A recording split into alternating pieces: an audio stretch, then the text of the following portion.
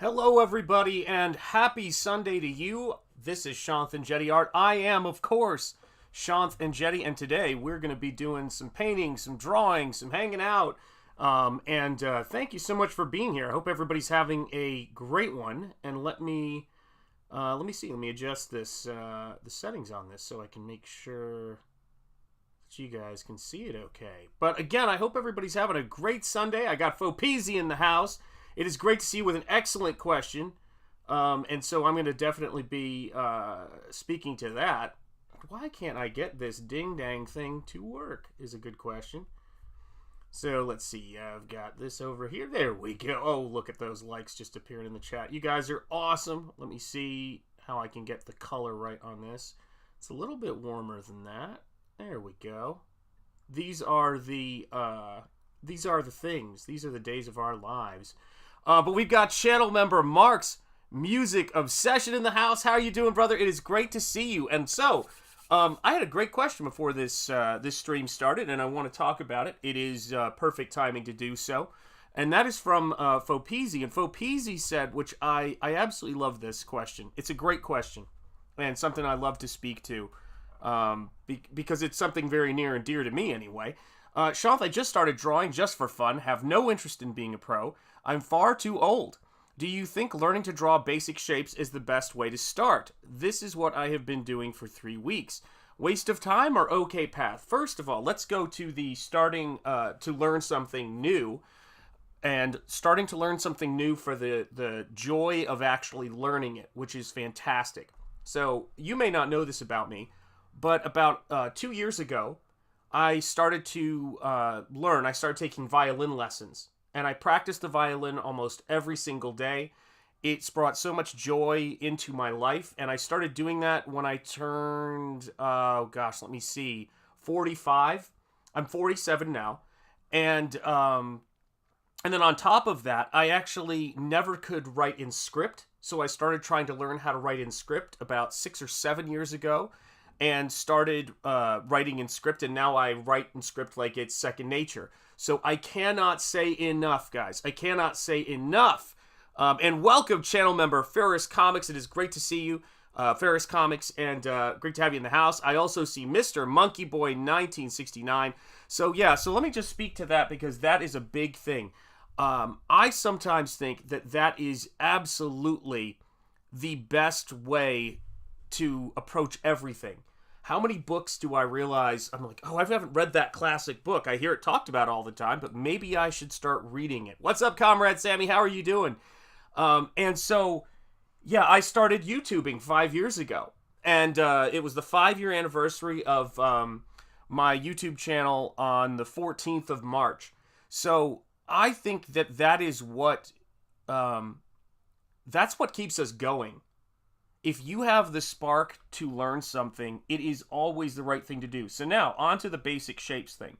And whether there is a right or a wrong way in terms of approaching this sort of thing.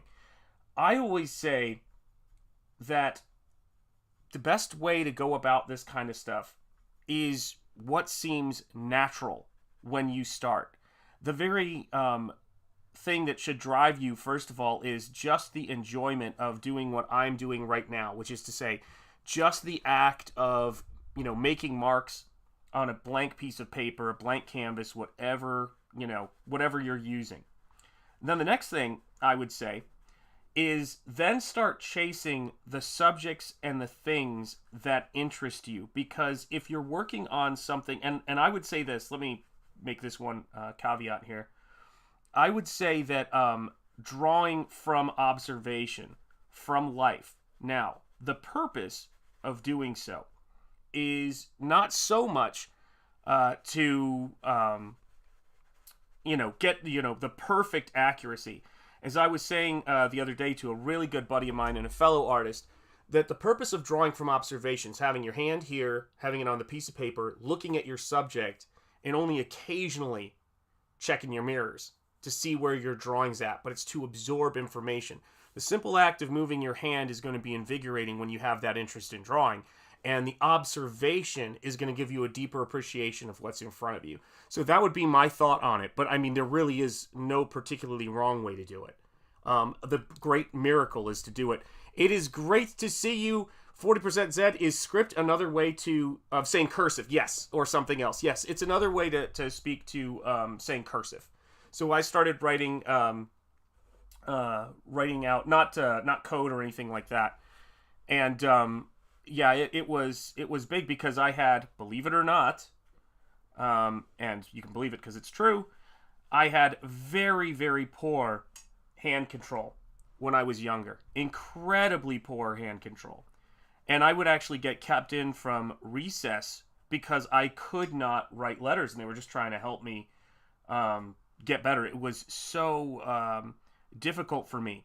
And like a lot of things I hear people, talk about, like, oh, well, I was always bad at reading, so I never really got a chance to read any great literature. And, here we have everything on YouTube as audiobooks and things like that. Guys, there is nothing better than returning to an area that you were interested in without the pressure of school, or it's your job, or it's your profession. Do you know what I'm talking about? It's overstated. What's up, Charlie Stevenson? How are you doing? Welcome to the chat. I hope you are doing well, my friend. And I think that's a big thing. It's a big thing because much like C.S. Lewis said about his faith, the pressure to feel freezes feeling. I think sometimes a genuine passion or interest for something,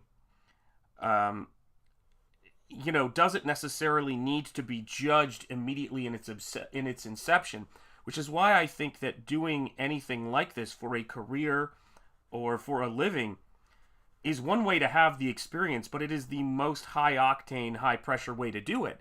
And I actually think that, that the things like playing the violin or film editing or things like that are the things that I really get to do to relax. People are shocked because it looks like I'm working sometimes. But for me, it's relaxation because it's not for the job. And it's not, I don't know, there's something very liberating about it. Do you know what I mean? Yeah, don't forget to like, folks. Indeed. Thank you so much, Mark's Music Obsession. Gen X Catholic, it's great to see you. My penmanship got me in trouble with the nuns ducking them ruler swings. You know what I'm talking about. We had a paddle at my school called the Board of Education. Let me tell you. And the thing is that I became so self-conscious about the writing and so self-conscious about the reading that I kind of missed the purpose of it. And the purpose is that kind of one-pointed meditation on subject and the fact that we have been drawing since cave walls have existed. It's a means of expression. There's so many things that are I'm sure are due for a resurgence, but are kind of have been lost, which is the private writing in a journal, writing as a form of expression, practicing language, again, reading for pleasure and sitting back with a book and giving your, eyes a little bit of a rest, or sitting back with an audiobook. And I think that stuff is critical.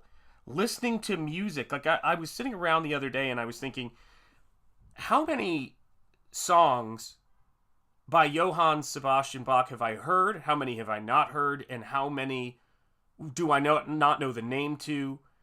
And so I just sat down and spent an evening listening to Bach. And it was incredible. It was amazing. Because I could. Because I was free to do that, and because this technology allows for it. And that's the thing that's brilliant. Yeah. I had poor penmanship too. And gosh, let me tell you, you were talking about simple shapes. That is actually a brilliant idea, guys. Fopizzi, practicing calligraphy, no matter how intimidating it may seem with the letter forms, so much of composition, so much of design, and my mentor taught me this by making me design compositions in a rectangle for every letter of the alphabet. Believe it or not, it's and he was my comic book mentor, and he goes, This is the key to everything. You'll see it in cinematography. You'll see it everywhere.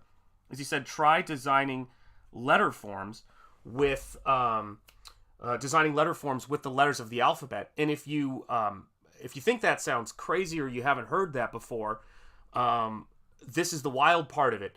Andrew Loomis, in his book, I believe it's called Creative Illustration. You can find it as a PDF online just about anywhere.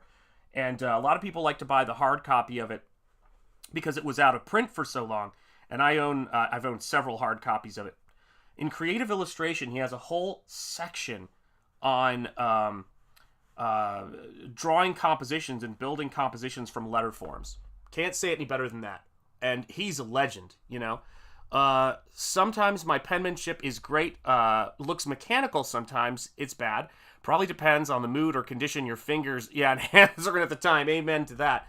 And so there's a book too. There's an Andrew Loomis book called Fun with a Pencil, and he is the gold standard. Incredible illustrator, great career.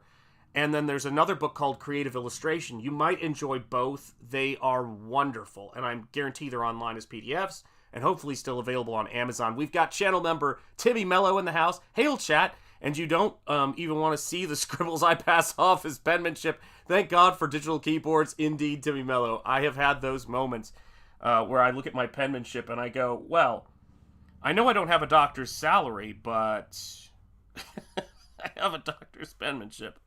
That is for certain. But yeah, Andrew Loomis is probably one of the best places one could start. He has written the definitive books on illustration, and I'm a little concerned. I feel like this might be the first time I've ever really mentioned him on stream, and you know, in terms of these books. But if you have the interest, if you have the inclination, Andrew Loomis will give you something that is absolutely invaluable when it comes to learning art and learning the arts, and that is he will introduce you to skills with a very low amount of style. Oftentimes when you see a how to draw book or how to paint book, the artist has such a recognizable style that it's almost impossible not to get caught up in their style, not to get sucked into their stylistics and not see the structure. I say this with all due respect and with the highest of praise. Andrew Loomis's style is of its time, but it was almost invisible during that time. He was just a great, solid working illustrator. He made some of the most important and foundational books on learning illustration and figure drawing, and as a result, he's become iconic. But even the most non-flashy, solid illustrators of their day were incredible. And he was a huge influence on Alex Ross, so many people. John, it's great to see you, my friend. I bought 2 of his biggest books. Yeah, they are fantastic. They are fantastic to me. It's funny how some skills are no longer taught in school, amen? Like penmanship, driver's education, and home economics. I agree with all 3 of those. They're so important. Now there's a YouTube video to help those kids, and that is the great victory we're seeing, is that people are, you cannot, you have to work very hard to stifle the pursuit of knowledge. And the thing that Fopeasy was saying at the start of this stream, which is, I'm at the point to where I am interested in learning something, and it's, you know, it's not for a profession, it's not for this, it's not for that.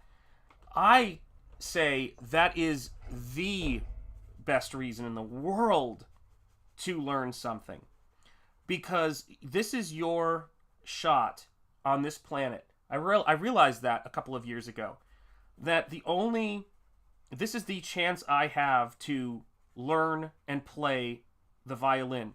I'm not going to be some great, amazing violinist. I'm not going to, be concert level ever.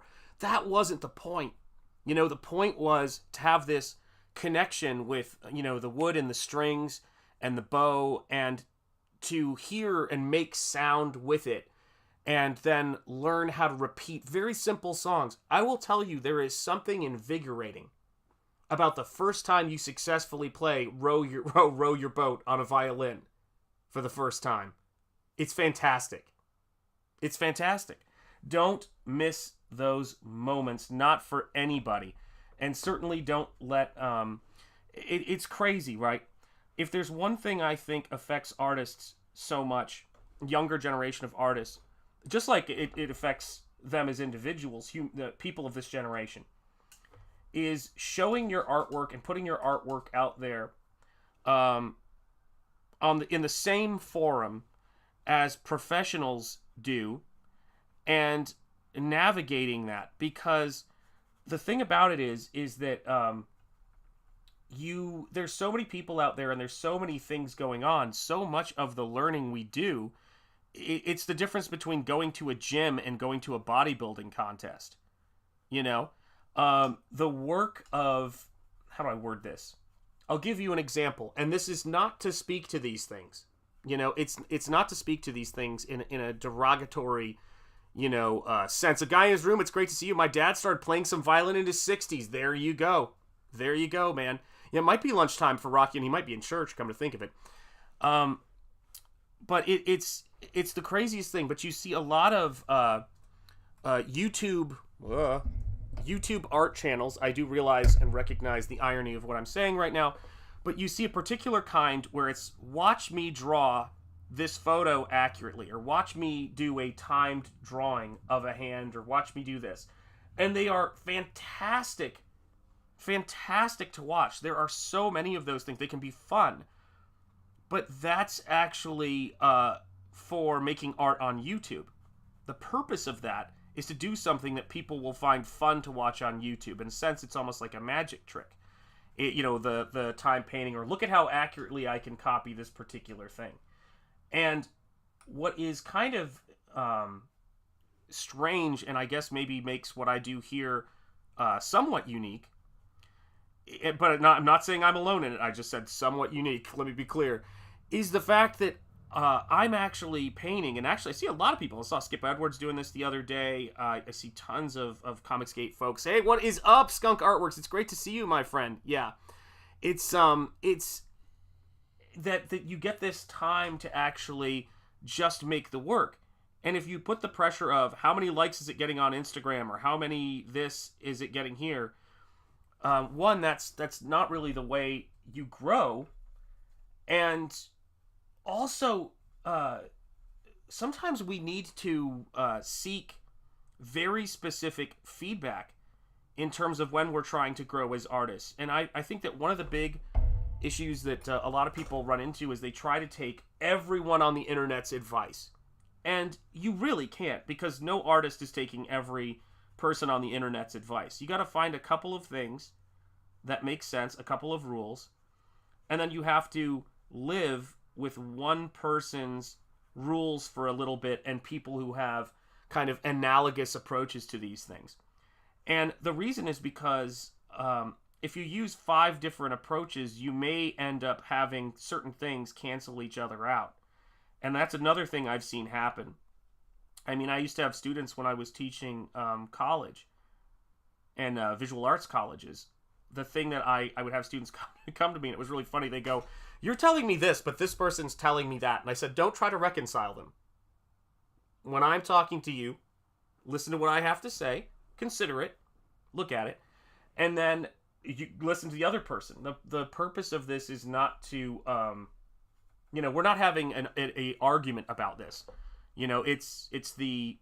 I try to learn from as many sources as I can that are useful for what I'm doing. But it doesn't mean I have to know every piece of artwork, look at every piece of artwork, because there is, as much as some people would like to think there is no grand tribunal that gets to tell you what your taste is. And if there's one thing that was fantastic that came out of this space in the last couple of weeks, is there's so many quotes that we know in popular culture that are half quotes. One of them was, "We are what we repeatedly do." I'd always heard the first part of that quote. I hadn't heard the part where it was, "We are what we repeatedly do. Excellence, therefore, is not I forget what it is not a outcome, but a habit. It's getting the habit of performing a certain way, and that will lead you to excellence. Is that ability to, to keep going after the thing." Never heard that second part until I was probably in my 30s. Then the other one was that I had never heard, because I've worked in sales, I've worked in almost every kind of job. I've worked at a boxer short folding factory. I've worked in comics, illustration, concept art for video games, concept art for television, all sorts of different things. And I've always heard that thing that didn't make any sense to me. Worked in a movie theater, which was the customer is always right. And someone in the chat who is far more knowledgeable than me on one of the streams, or left a comment, I wish I could remember the person, by the way, said, the quote is actually, the customer is always right in matters of taste. I'll say that one more time because I thought it was brilliant. The customer is always right in matters, this is specific, in matters of taste. And what suddenly hit me like a ton of bricks is, that's everything we've been talking about in this space for the last decade or so. That when your audience says, hey, I like Tomb Raider, you know, and this is what I think Tomb Raider, I don't play Tomb Raider, full disclosure. I don't play video games because I want to paint. And you can't do both. I mean, in terms of at the same time. And I thought that this is everything we've been talking about. If your audience likes Star Wars and they like Star Wars a certain way, and you are not the author of Star Wars, for heaven's sake, give them what they want. They're telling you what their taste is. And I would love to see us, I'd love to see us reclaim that quote and put it out there. You know? Keep putting it out there, which is, this is about, I have a right to like what I like, and you don't have a right to tell me that I'm evil for liking what I like, or that there's something wrong with me for, you know, liking a certain kind of comic book, or a certain kind of character, or a certain kind of genre, or a certain kind of music, that if you are, here's the funnier part of it, and why I've been, chipping away at Spring Ball, this comic I did in the early 2000s. My brother Rocky showed it on the closeout stream for Nosfero Book 1. People reacted to it. People like John Malin and Ethan and folks like that. And you guys in the chat were like, oh my gosh, I want to see more of this. And I went with that without knowing it. Like the common sense thing. The customer is always right in matters of taste. If someone wants to give me money for something I make, who am I to say, no, you should like this thing over here? Hopefully you like them both. But, you know, embrace the power of and. You know what I mean? What's up, Chrome? How are you doing? It's great to see you in the house. Excuse me. And let's see here. John, by the way, did you fully recover from the cold? Oh, my goodness. Comrade Sammy is a friend of mine and another YouTube channel. I have fully recovered. Excellent, John. Glad to hear it. You know, glad to hear it. Yeah, I think that is a wild thing, because obviously you only have so much, you know, resources and things like that. So, you know, you really aren't in a state where we count on every dollar, every super chat, every channel membership, every backer, all of that stuff. That's why, you know, I've been working so hard in, you know, methodically and you know, making sure I get all my orders right, getting Nosfero out there.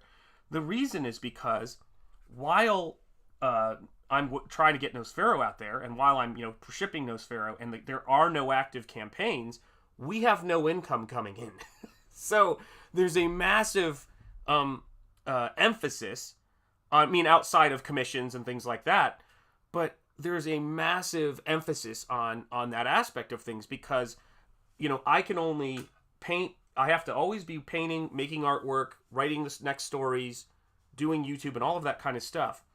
And so my limit of giving the customer what they, you know, the things that they see, oh, Shanth, could you make a poster? Oh, Shanth, could you do this? Is the fact that I'm a one-man operation, and I'm always in a race against time. Do you know what I mean? Always in a race against time. And you know, the biggest one, right? The biggest clock. And so I think that one of the things, and always rotate your paper, guys. Can't state that enough. I love the putting down the initial tones, by the way. It's a really fun part of the process, and I love that I get to share this with you guys. But that's a big thing. You know, that's a big thing that I've been thinking about a lot lately, because I was misquoting that, and it is such a, it's how people work. People work sometimes, or I should say people adopt things, but they only adopt part of them. They only adopt part of them. And the full quote often is where the genius is, not the first sentence or the first summary of it. And I was actually a little embarrassed that I'd worked in sales. I'd worked in all of these various jobs, and I did not know the rest of that quote. You know, it was incredible. it was incredible that I didn't know the rest of that quote. I thought, how the hell did I get to my, late 40s and not know how essential the matters of taste thing is? And it makes perfect sense when you think about it, It makes perfect sense. But, that is what we are doing in this space. We don't have to be... we're not even telling people what can and can't exist. People can make whatever they want to make. What people are refusing to see in many cases is what sells and what people should be, and this is new to, it's new and it must go. It must lose. Telling people what they are allowed to like. I am sorry to say, I can't ever get down with that. That's not ever going to be something I'm a fan of, because people are allowed to like what they want to like, and people like, as much financial resources I have, I can do more work and I can give people options. So the first part is the financial component. Is it possible? But if I have the financial wherewithal, and I have the, and you have the interest, then we're going to do it. Cranberry Langers, what's up? Or Cranberry Langers. I got to get it right. Cranberry Langers, what is up, my friend? It is good to see you. The root of all evil quote. Yes, indeed. And that's it. The love of money is the root of all kinds of evil. There you go. Yeah, and I think there was another one. There was the famous myth of... it's funny how these things all seem to be going in one particular direction in terms of what's omitted. But the story of Icarus flying too close to the sun was something I've heard my entire life, and I only knew half of the advice that Daedalus gave his son, and I was amazed by this. That the advice his father gave him was not, don't fly too close to the sun, and then he did. It was, do not fly too close to the sun, nor fly too low to the sea. So, the story of Icarus is not the story of don't go chasing waterfalls or don't aspire too high. It was the middle path.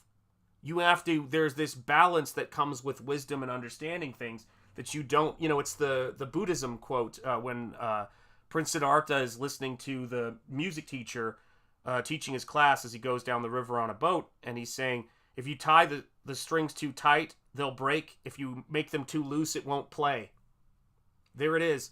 Awesome one in the house. It's great to see you. Awesome one. And yes, indeed. Timmy Mello says, careful not to lose yourself in the pursuit of money. Amen. Yeah. So that's, for me, these are many of the things. I wrote what I thought the name of this painting was, and then I realized I had actually named this painting. I like to name the commissions I do after different kinds of music or different songs or compositions. And this one was initially, the title of it, which I think it still may be, was actually very obvious, and I can't believe I forgot. It was Flight of the Valkyries. Or Flight of the Valkyries, sorry, not Valkyries in this case. So a little nod to that great piece of music. And we're almost have got the entire ground down on this now, which is fun. Yeah. Pride comes before the fall, indeed. Yep. The 45 single cover of Iron Maiden's Flight of Icarus is some cool artwork. I know that artwork. I had so many people... I believe it's... was that a Frazetta painting? I'm trying to remember. I don't think it was, but it could have been inspired by one. Someone might know that. Yeah, balance is always found in the center. Mighty Geek Studios. Amen to you, man. And agreed on this fine Sunday. I hope you are doing well. And I should point out, Cranberry Langers is a channel member. Timmy Mello is a channel member. Awesome One is a channel member. You guys are going to see your names at the end of the stream in the credits section. I just want to make sure I got all my channel members and say hello. Yeah. Lose yourself in the moment. You want it. You better never let it go. Oh! Another wise proverb from the great Eminem. Never forget it, folks. I was actually listening to vocals only of Eminem this morning on YouTube, and it was completely random. It's not something I typically do, so that's a little weird. That's a little bit of a weird moment on my day. You mentioning that while I'm while I'm painting this morning. So here we go. We're going to try to lock this corner in here. It's too funny. I'm working on a painting right now for Eric Weathers' Battle Brick Road 2 campaign. The link is in the description. He is going to have a fantastic 11x17 print book, and all of the pages will be in the book. And if you want to take them out and hang the prints on your wall, that will be possible as well. It's going to be printed that way. And it's going to have artwork featuring Dan Lawless. It's going to have artwork featuring, myself. Who else is going to be? There's going to be a ton of people in the book, and I always blank whenever I'm painting and trying to recall the names. Hold on a second. It's going to come to me. Dan Lawless, myself, Eric Weathers. Oh my God, I was just talking about this the other day. Someone help me in the chat. My brain is gone. Nowadays, people are too obsessed with extremes, and they fail to notice the center where everything is balanced. Indeed. And Ferris Comics, again, great to have you in the house, my friend. Yeah, I mean, I think that, here's the thing about it.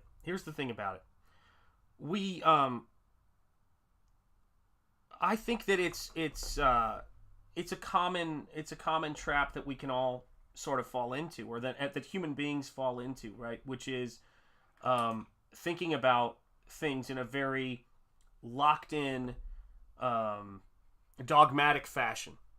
And the problem is that the whole aspect of extremes, right, is that once you know a person is locked into a particular, ideology or way of thinking, then you know how to manipulate them by either,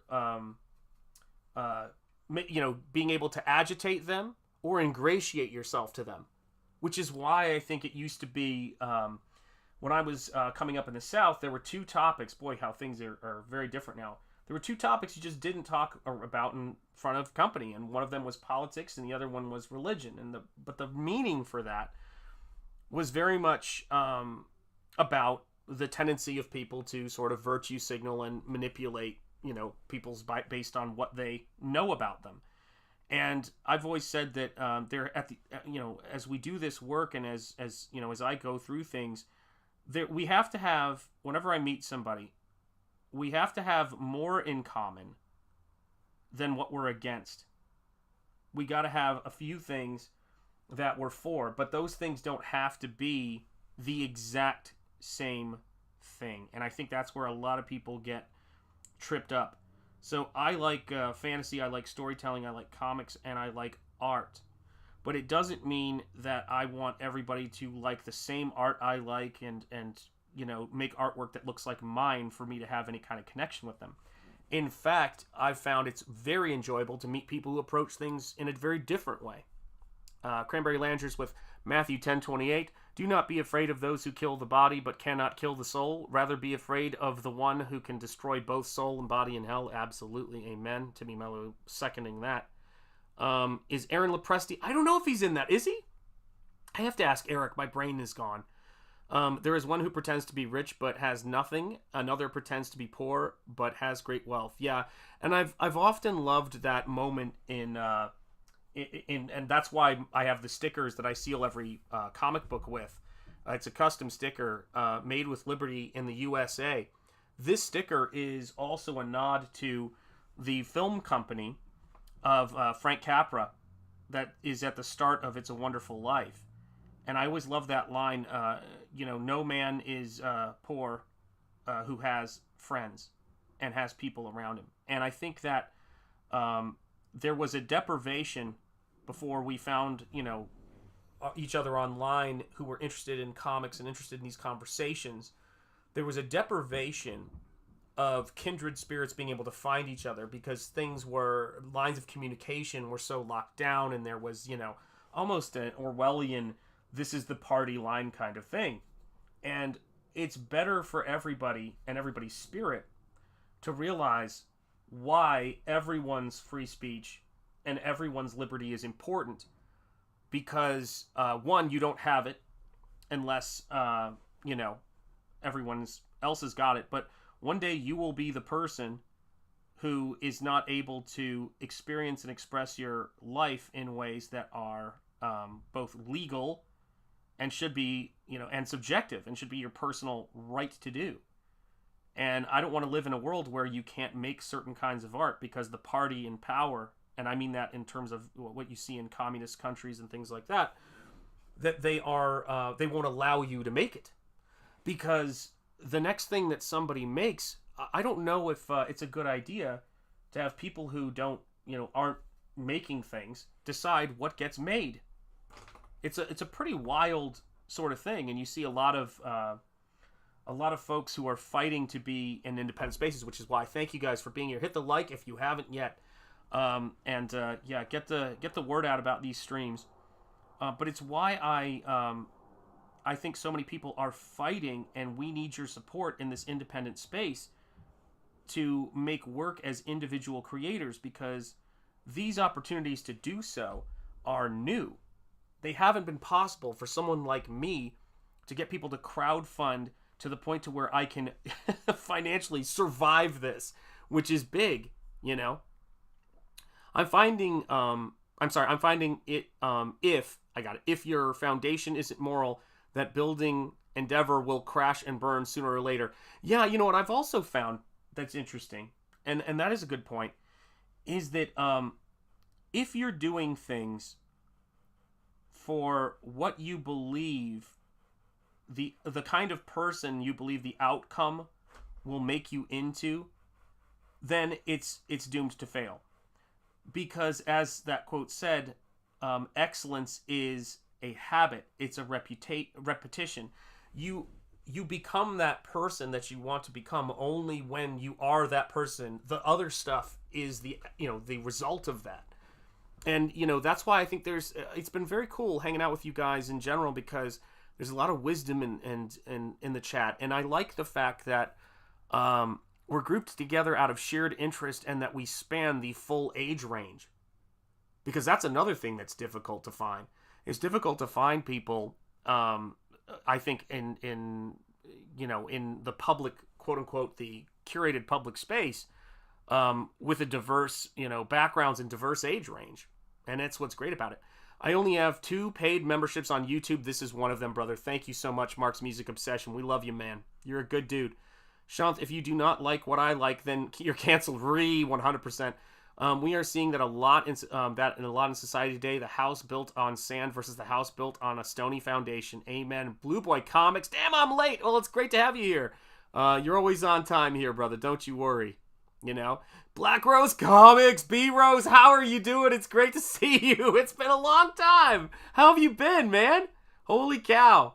It's great to see you, brother. That puts a big smile on my face. Ferris Comics is saying, John, hello.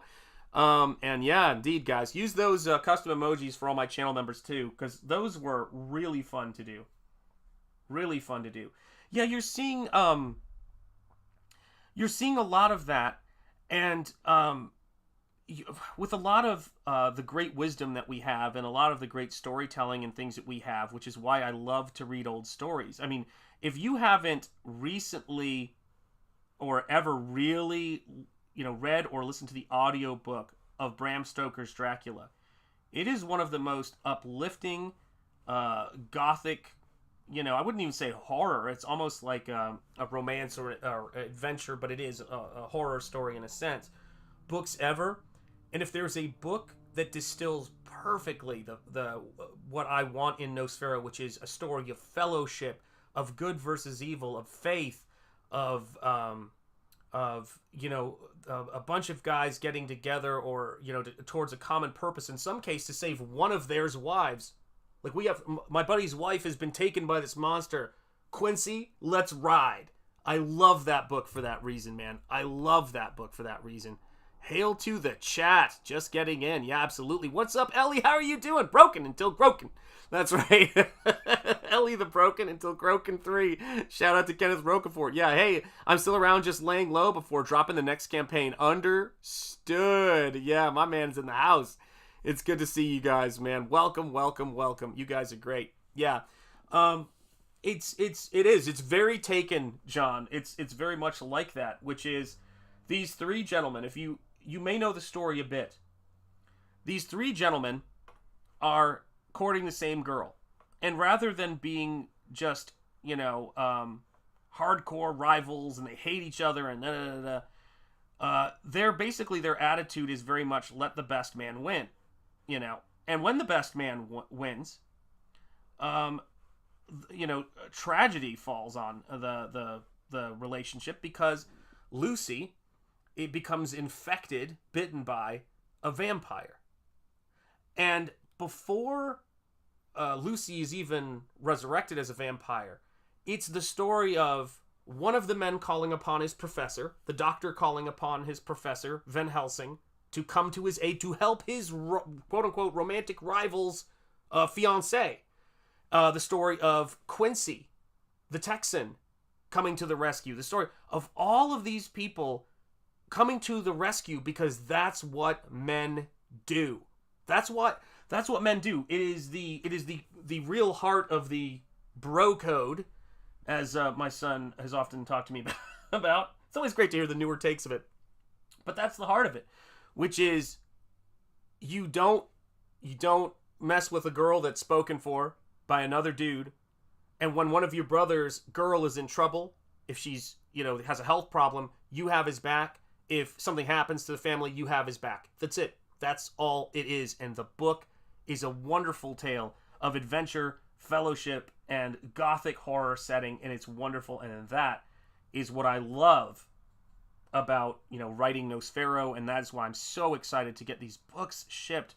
It just takes a lot to for me as one person to hand pack all these things. But that's why I'm so excited, because one, we need to get another campaign going financially to survive. And two, I need to get to the book 2 story. It is such a beautiful story, and it is a story that will make the pillars of hell, to paraphrase Jack Burton, shake. And that's what I love about it. And I cannot wait. Yeah, bros before ghouls, guys. Timmy Mello in the house. I know he'd ride. Back at you. That's the way it is, man. Society's looking very broken trash these days, crumbling without its true foundation, broken relics. And here is the crazy part, right? And there are no cats in America. What a glorious movie. Don Bluth, man. You gotta love it. This is the thing for me, right?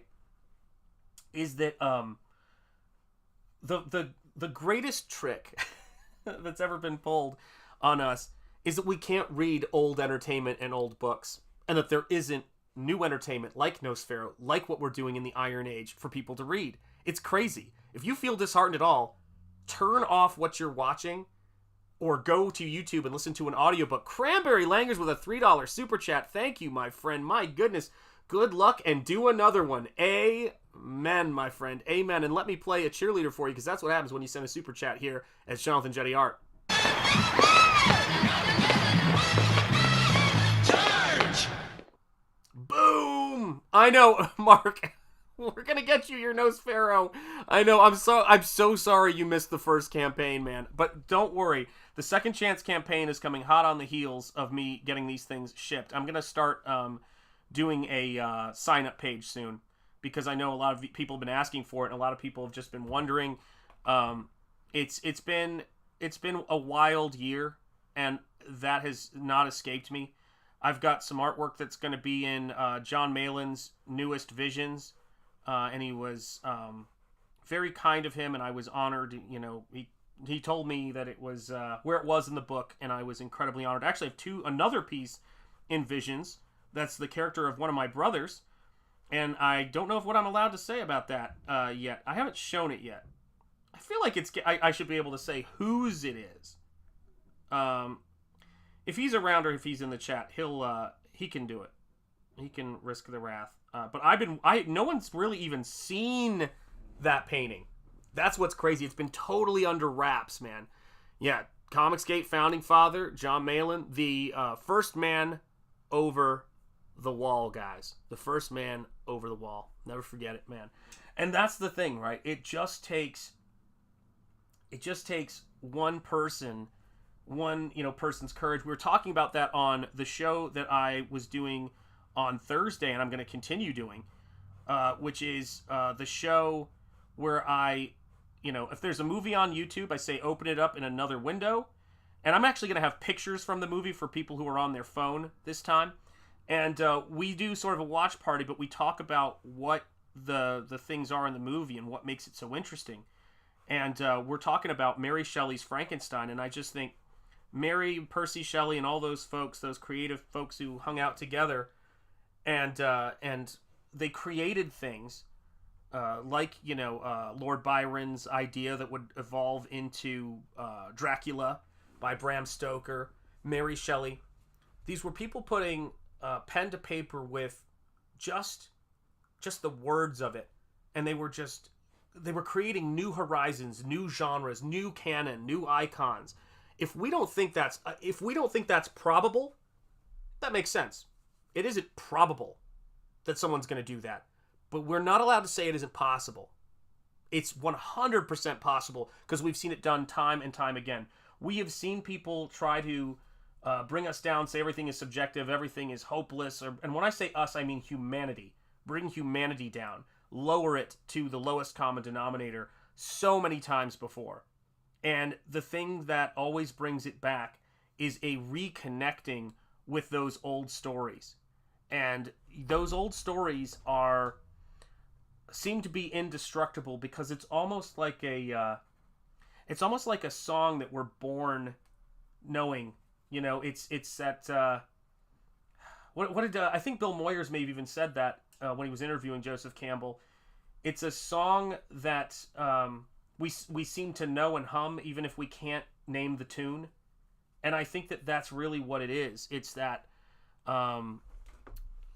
there's something about artists and heroes and storytelling, and we're trying to recapture something and keep giving life back to these timeless stories and this timeless need we have for heroes and this timeless need we have for making pictures, making song, having conversation, fellowship. All of those things are the essentials, and I think it was C.S. Lewis who said that art, like I forget what it was, art like friendship and blah blah is is not necessary for survival. However, it is the thing that makes survival necessary, or that gives meaning or purpose or value to survival. And that's what we need art for. We need art to be something that, and storytelling to be something that ennobles us. And when I was reading or listening to the audiobook of Dracula, which I also have the book, so I can go to favorite parts of it a little bit easier. But when I was listening to the audiobook, and I listened to it probably about 20 or 30 times at the end of the day as I was dozing off. And every time I listened to it, there was something new and miraculous that that is brilliant. I can't believe I've never noticed that part of the story before. And let me say, guys, it's brilliant stuff. Yeah, it's great. Yeah, the secret painting. That's right. Yes, the secret painting. It's totally true. Yeah, 100%. Oh my gosh, super chat, $9.99 from Mark's Music Obsession Second Chance Deposit. God bless you, Mark. We're going to make it happen for you, brother. Thank you for the super chat. I appreciate you so much. Let me send a cheerleader your way. Charge! And that is a super chat from channel member Mark's Music Obsession, who is climbing up the ranks in the credit section. I have to tell you, man. So you're becoming a seasoned veteran here of the chat, and thank you for making me one of the two channels that you are a member of. It's fantastic, wonderful. I appreciate it very much. It's never lost on me. It goes to, as I think I was saying last stream, it goes to buying brushes and all of that stuff. And I think there's probably something incredible as far as an opportunity goes that we have right now to reintroduce people to some of the great and classic stories, to reintroduce people to all of these things that have been pillars and foundational pillars. I think that when people try something that we've tried 1,000 times and never works, which is a place that we've very much been, for the last, I don't know how long, for the last, and I've watched it now, as you guys know, if you're older and you're in the chat, you've probably watched it happen a few times in your life in varying different ways. But there is this real feeling, and I don't envy people, as frustrating as it was to know that certain things and attitudes people were suddenly promoting in direct opposition to what they used to say, things like being anti-free speech and academia and all of that kind of stuff. I don't envy them, because a feeling of groundlessness they must have right now, and warranted. They are being disillusioned, but they were illusioned before. I don't envy, and I think it's time for people to give serious consideration to reconnecting with the old stories, to reconnecting to these things that are foundational. And that goes for you guys in the chat. Just because you're doing well and you're aware of these stories doesn't mean, much like myself or anybody else, that your situation couldn't be made better by giving yourself the gift of reconnecting with these stories you love. Yeah, that's right. That's right. Security deposit from Mark's Music Obsession. Absolutely. He's guaranteeing himself. That he gets one of those copies. That's for sure, man. God bless you, Mark. And yeah, I think that I don't have a lot of what's the word I'm looking for? I don't have enough time to express to all of the different things that inspire me and have inspired me. I was watching Kurosawa's Throne of Blood the other day, his adaptation of Macbeth, and just marveling at his take on Can Burnham Wood Come to Dunsinane. And I was watching that and I just thought, this is a miracle. Or watch Seven. Gosh, if you haven't watched Seven Samurai yet, here's what I would say to do. If you haven't watched it yet, buy it on Blu-ray or get the Criterion Collection. No, I do not work for them. Don't you worry. And listen to the Michael Jeck audio commentary. He's passed away, but he recorded this. It's like watching the movie and having yourself walk through it, not with a stuffy historian, but with a friend, with somebody who is just a blast to hang out with and introduces you into it. And it's he doesn't really interfere with the experience. I think he enriches the experience, but still worth watching either way. Eric Huffles, how are you doing, my friend? It is great to see you. Yeah, when my wife got to your name, I believe it was, in the orders, she goes, "Oh, it's Eric, A-R-I-C. Oh, that's cool." And I go, I know that Eric. Yeah, most of the wisdom in the world offers is the wisdom and knowledge of history. Go to the source. Amen. Yeah, and reading Stoic philosophy. Holy cow, we got 37 people in here? My God. What the heck is happening? Thank you guys so much. Please hit the like. It's great. Yeah, Ron is a great version of King Lear. Oh my gosh, I love that movie. Fantastic movie. That was one of my favorite Kurosawa movies. I've painted frames of that. I wish I had my... I have a book that is this is how much I love Kurosawa's work. I have a book that is the paintings of Akira Kurosawa, his paintings. So, yes, thank you, Ferris Comics, for that. Let me send a cheerleader your way. Everybody hit the like and subscribe if you have not yet. My God, you guys are amazing. Charge!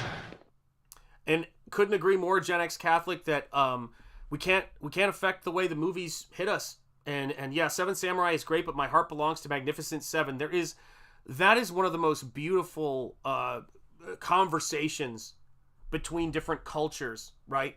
The Western and the Eastern was fantastic. We need to bring that back. We need to, it really is. And I say this, frankly, out of respect for what manga has accomplished, but we really, really need to stop doing manga derivative work here in the West and start bringing some of the power, the force, the freedom, and the interest into our work. I think we need to take the art form to an international style in the sense of what we're doing. Because if I was Japan and I was Japanese and I was reading manga and then I said, what are the Americans up to? And then I saw a fan version of what we're doing over here reflected back at me, that's no fun. That's no fun at all. They're more interested in seeing us doing what we do. And I think we're starting to do it. Don't get me wrong. I think there's some really great stuff happening right now. But I really want to see us give something. You know, if you've been influenced positively by manga or anime and you are an artist working, then I think you have a responsibility to bring something new to the game. And to bring something, I should say, bring something fresh to them as our sort of fellow travelers on this planet. You know, bring something new and make something spectacular here. Do something that is, you know, uniquely American, dare I say. And I'm influenced by manga, I'm influenced by bande dessinée, I'm influenced by all of it. But my work is 100% American. That is what my goal is when I get up in the morning to do this stuff. I just watched some old goofy war movie and found out it was based on a true story. There you go. Yep. Hubris and consistent flattery, which can make them blind. Samson and Delilah is a perfect example. Yes, it is. There are traps set everywhere, and agents of evil, specifically skilled in tripping up the righteous. Many start out against PC culture, can find themselves compromised because of hubris. 100%. Yeah, the Magnificent Seven was inspired by Seven Samurai. I have no doubt Gen X Catholic knows that stuff because it was so popular. But you're so right. If you haven't seen either, embrace the power of and watch both. Really, really great point. Yeah, really, really great point. Seven Samurai and Magnificent Seven. And yeah, you know, it's I think there are a lot of people who get sucked into these particular things and become compromised because, and in the sense of you know, their own beliefs in some cases, because they think that the way against a political movement is a counter-political movement.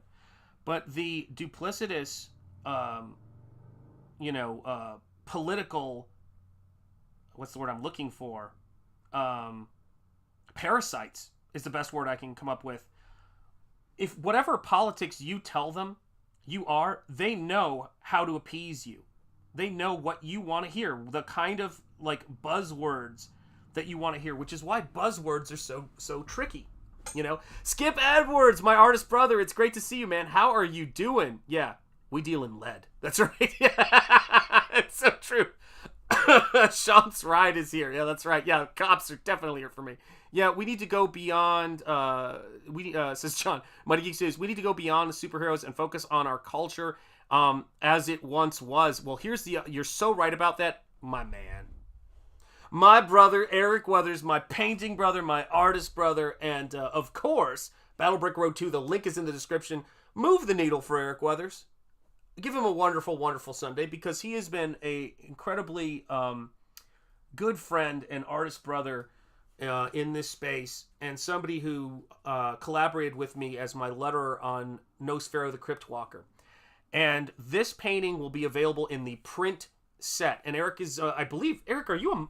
Yeah, you're a mod. Eric, drop the link to the print set and the campaign if you would. Duck Bacon, it is great to see you. Why does that always put a big smile on my face? Because of bacon, people. Accept it. Yeah, Lead Farmers is the stream. Yeah, that's right. That's totally true. Yeah. And I was watching Skip Edwards. If you're not subscribed to Skip Edwards, check out his channel. I was watching him do some great drawing for a couple of streams now. So yeah, do swing by and check it out. Lloyd Burton in the house. It is great to see you, Lloyd. Sir, on this fine Sunday, I doff my cap to you. I bow to you, my friend. God bless you. It is great to see you. And he's saying hello to John and Cranberry. Yeah, it's great to see you, man. Yeah, there is the link, Battle Brick Road 2, guys. And, oh, man, I've been working on, I was practicing the song again today. And I've decided that I may have to alter my initial plan for my Battle Brick Road musical tribute. I may have to turn it into not a song, not lyrics, but I may have to spit some bars, folks. That might have to happen. It might have to happen. It will mortify you all, but it might have to happen. Yeah, if you don't love bacon, what are you? I think bacon should be our national bird. There, I said it. And it feels good to have gotten that out of my system. Let me see here. All right. Duck bacon for national bird. There, I said it. Alrighty, let's see here. What was I? Oh, yeah. So, yeah, and if the story of this book, which is, it's action, it's character, it's teamwork, it's there's so much in this story, and it's almost what's interesting about it, because of all of the different character gestalts, people don't realize this, but the influence for the character gestalts in Star Wars was the Wizard of Oz. George Lucas is a massive Wizard of Oz fan. He even wore a Wizard of Oz t-shirt on set when he was filming the prequels. So Chewbacca is the Cowardly Lion. Remember when they're in the hallway with all of the lights? It looks like the Wizard of Oz, Emerald City, when the Cowardly Lion runs down the hallway. Do you remember that? And he says, "Come on, you big coward. Chewie, come here." R2-D2 is Toto. Princess Leia is Dorothy. You know, you've got Luke, who is the Scarecrow / farmer, perhaps. But you've got C-3PO as the Tin Man. You have all of these different things. That was the huge influence. And so, basically what happened is, I think when George Lucas saw that film, like a lot of people, he saw magic happening on the screen, and it just captured him. You know, the change from black and white to color, all of that stuff. And so, for me, you know, working with these character gestalts, there's an element of this, funny enough, that makes me think of a Hayao Miyazaki film. Because there's so many different kinds of characters. You know, there's so many different kinds. Lucas stole your idea. Your idea has a lot more action in it, but yeah, he did. What the heck, George? I never saw it that way until now, but wow. Yeah, you can't unsee it. You absolutely can't unsee it once you see it that way. Yeah, that's right. It's going to slap. That's right. Akira Toriyama caught the attention of teenage boys, which in turn got everyone else's attention because the boys were on the brink of ignoring society because they found something that interests them. Well, there you have it right there. Yeah. Yeah. I mean, isn't that... We have an incredible opportunity always to be a positive impact. And a positive impact is something that is very hard to quantify because it doesn't just mean positivity. Sometimes it can be writing Shakespearean tragedies. Do you know what I mean? It can be many different things. Sometimes it can be making a film like Saving Private Ryan. You know, sometimes it could be, making a movie like Oppenheimer. It absolutely has no particular rules. Sometimes it could be making a movie like Night of the Living Dead, for heaven's sake. Or the interpretations by Universal, which are very much their own thing in a sense, of Dracula and Frankenstein. Or giving birth to the idea that werewolves can be killed by silver, and that if you get bitten by a werewolf, you become one. These are all things that were created, in many cases, the last ones, in this country, which is incredible. You know? My PFP is a tribute to Toriyama, yes, rest in peace to him, where he was to receive a Lifetime Achievement Award on the 11th. Yes, indeed. Yes, I know. And it is a tremendous loss when we lose creators like that. And they are, we always have to kind of move on, right? But we must also acknowledge that they are irreplaceable. And I heard that quote really, I heard a tribute that Guillermo del Toro was giving to Martin Scorsese, and I had never heard this quote before. And if you'll indulge me, I would like to find it and read it for you guys, because it is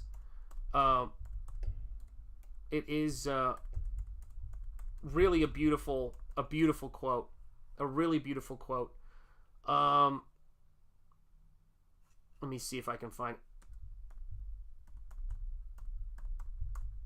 Okay. Let me see here. Where is it? Dang it. Oh, I have to put quote. That's why. I move at the speed of stop, guys. Where the heck is it? I can't believe I can't find this.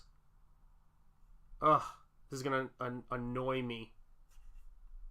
Ugh, I'm gonna try to find it. I'll try to find it once we get a chance. But it's a beautiful, beautiful quote. You know, have you noticed that when boys find something interesting that it becomes legendary? Yes, I have.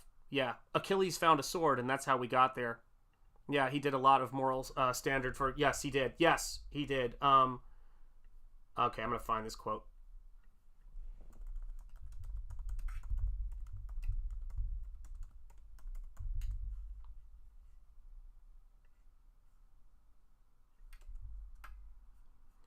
Damn it. This is driving me nuts. Oh, nope. I thought I got close.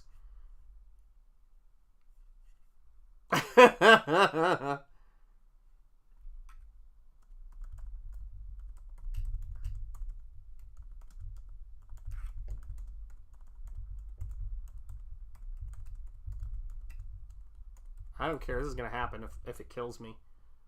Ah, here it is. Here it is, guys. Hopefully it's worth it. When we send this out to Akira Toriyama, will you be getting a standard desk? Challenge in honor of... No, I'm not going to get a standing desk, no. But God bless him. Here you go. There are men that fight one day and are good. Others fight 1 year and they are better. And there are those who fight many years and are very good. But there are the ones who fight their whole lives, and those are the irreplaceable ones. There you go, guys. So we doff our caps to his passing, and that is what it's really about, man, for me. That is what it's really about. It's the irreplaceable ones, you know, and when you have certain giants like that who come along and impact so many lives, those are the ones that it stings the most when we lose them. And that's so many artists fall into that category. You know, Jack King Kirby, Osamu Tezuka, Hergé.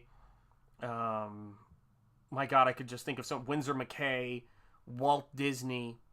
There's just these people that come along who change everything, and every time you lose one of them, it's gonna sting.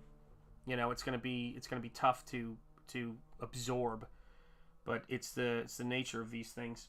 You know, it's the nature of these things, and we have to make sure that the standards that they put forward and the excellence, that we pay it forward. That's all we can do, is pay it forward in that sense. Yeah.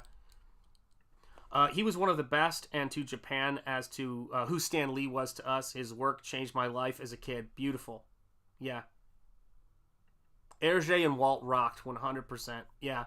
I mean, it's an amazing... Because I have my share of manga. I have, speaking of fallen artists, I have my hardcovers of Berserk over there. I have several Tezukas. I have a couple issues of, maybe one issue of the Phoenix. I have his telling of the story of the Buddha. I have an Astro Boy. And then I watched his documentary as well, which is a great documentary. And I have a book on him. And I love that stuff. I gotta move the camera. I'm realizing I'm trying to do this and I'm running out of space, because these are big paintings, that is for sure. But yeah, what a legend. Yeah, what a legend. Some of those guys are just great, and we're lucky because we have their work. I mean, we didn't really lose Shakespeare, if you want my opinion. We didn't really lose Shakespeare till very recently, and I think we should probably get him back. Do you know what I'm saying? I mean, that's the real issue that I see us, you know, dealing with right now, is that it's one thing to lose the person who creates a canonical work, or work that's highly influential. It's another thing to lose the work altogether, which is to say, having it removed from society. And what a lot of people, and I appreciate you guys, it's never lost on me, what a lot of you guys are doing when you're here on this channel and you are backing in, and you guys who've been so generous with the super chats and channel memberships, thank you guys so much for that. You're buying brushes. You are ensuring that this traditional media, this traditional way of working, it is a living art form. And if people aren't doing it, you know, and making it come to life, it just dies. The tools just lay on the ground, and you know they're lost. They're lost to time. And so to be doing it now in 2024, when I'm a kid who grew up on pen and ink comics and digital coloring, by the time we got to the 90s, but I was pen and ink as all comics were, is as shocking to me as it may be to some. But I think the purpose, you know, to a lot of people, but I think that the purpose has never been clearer for me, that this is what I'm supposed to be doing. These are the kinds of stories. And Spring Ball is going to be, the version of it that is going to be released is going to be very much a merging of my old traditional work with digital painting into it, and making it, it'll have the look of pen and ink, but that's what it'll be. So I welcome the change, and I love all that different stuff. But this is a wild, it's a wild thing for me to be painting. If you had told me, or my teachers for that matter, that I was going to be painting, they'd say, this kid doesn't even color in his drawings. How exactly do you think he's going to become a painter?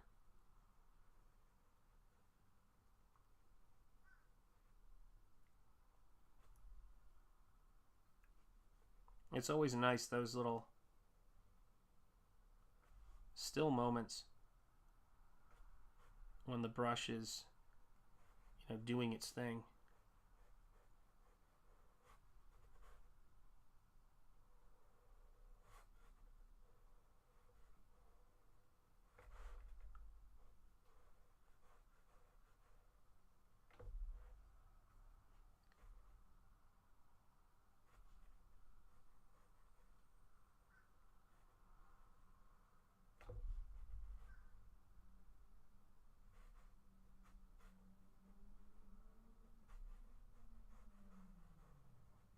For me, the most important thing, and the stuff that is everything to me, is the mastery or gaining competency in any particular craft. That's the stuff that that sort of brings enrichment, to me, on a personal sort of level with the things that I do. And so, being present is a part of it, and having this Sunday to spend time with you guys painting and sharing what I'm passionate about, and what I've dedicated my life to, is something that I never take it for granted. Let's see here. Wild. Yeah, there you go. Woo, spring ball will be sprung on us. That it certainly will be. It certainly will be. Yeah, I mean, there's. Oh, how does Mrs. Enjetti like spring ball? Oh, she loves it because she was there with me when we were going to conventions and selling it to people. So she's been the person who has said consistently, which is why she's laughing at me now about this. You should release spring ball. She wanted spring ball to be. She's like, why don't you just do spring ball when Comicsgate came on the scene? And it was one of those things to where I had this huge fan following on Instagram that was all about my painted stuff, and I was a painter at that point, and I said, no, I really want to do I want to go where this particular fan base is. And while I think it's, or I want to build what I've created right here with my painted work, and I think rightfully so that this was, Nosfero was something that I really wanted to bring into the space that we're in. But now it was funny, finishing Nosfero was, and working on it, and now I'm shipping it, so it doesn't even feel done at this point, has been such an incredible learning experience. It's made me realize, it's made me view things, and being in this space has made me view things in a much different way. I feel as though, I don't know, there's a rhythm to this space, and there's a rhythm to, creating the work that we do and the things that we're putting together out here in this space. And sometimes, these chance meetings, guys, I know we say this a lot, these chance meetings that happen that end up being things you can't imagine. You didn't know this person before, or this thing before.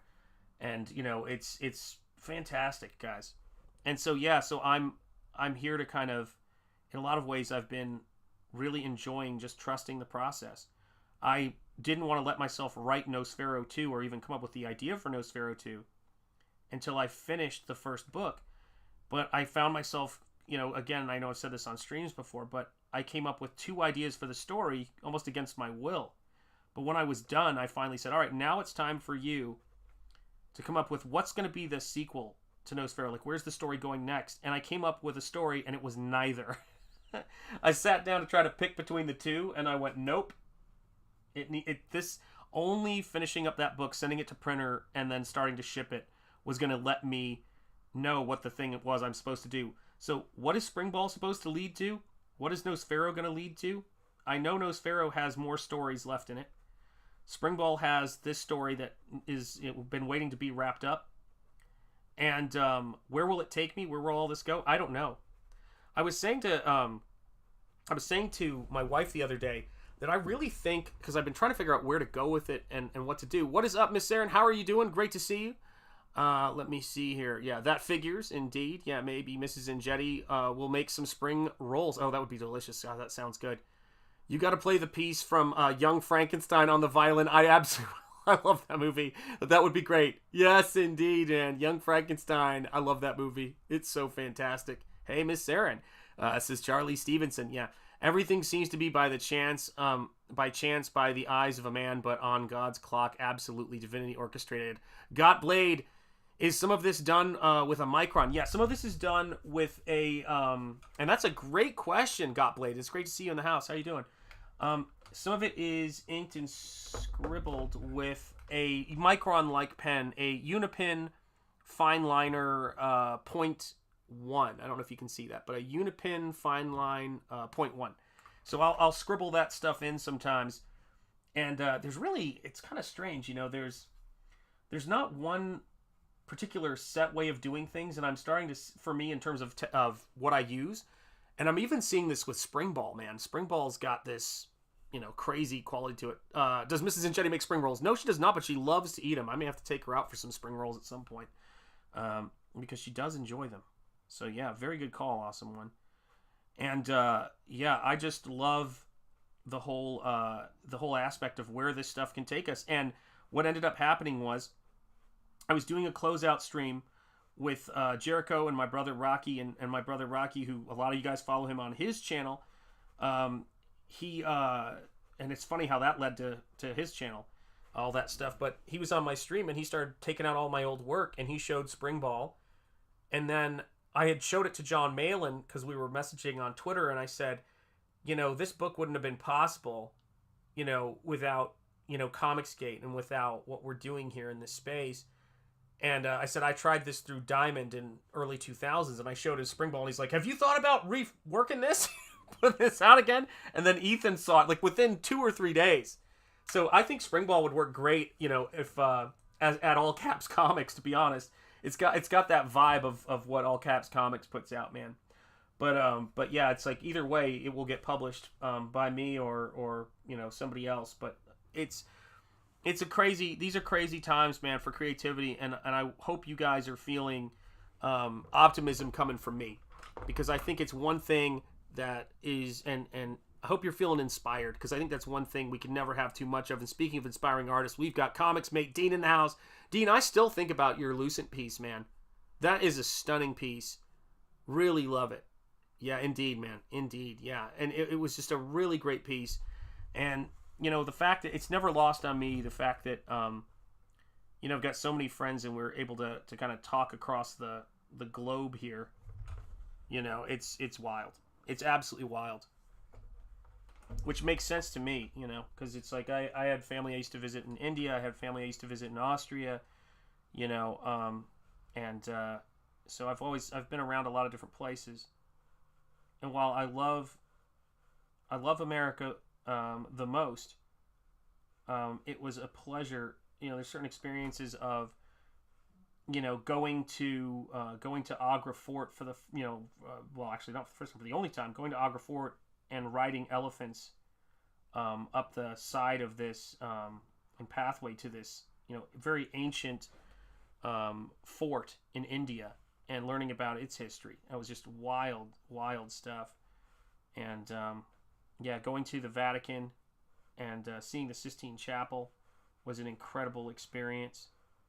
Yeah, there's a lot to be grateful for, you know, and now I'm able to see so many things and meet so many people from all of these different places because of what we're doing and what we're able to do here with the technology. So yeah, it's crazy. Absolutely crazy.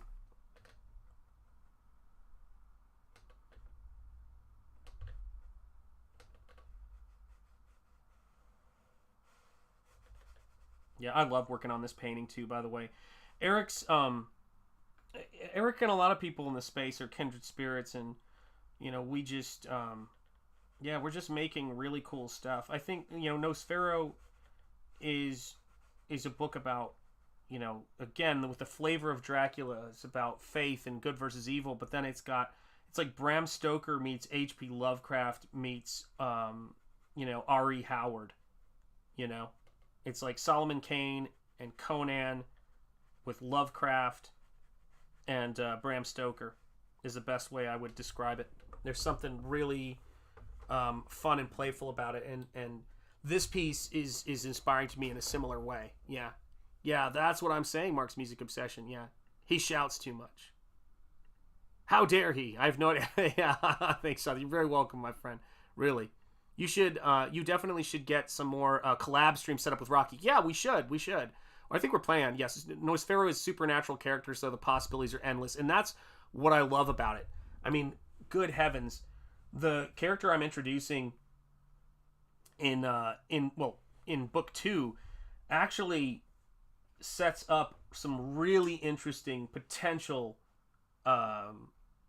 other stories, spin-off stories, because it's weird, this thing, man. It's not, I didn't have any, and I really didn't want to have any grand goal of like, oh, this has got to be this has got to be this. But man, art can take on a life of its own sometimes, and nowhere has that been more true than in the pages of Nosfero.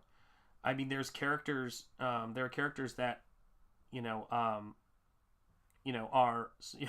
not going to be around for issue 2 without giving any spoilers, and I think about those characters still. And I think about like, oh, well, that's kind of interesting, like, the way I did that. But then there are new characters coming in to fill their shoes.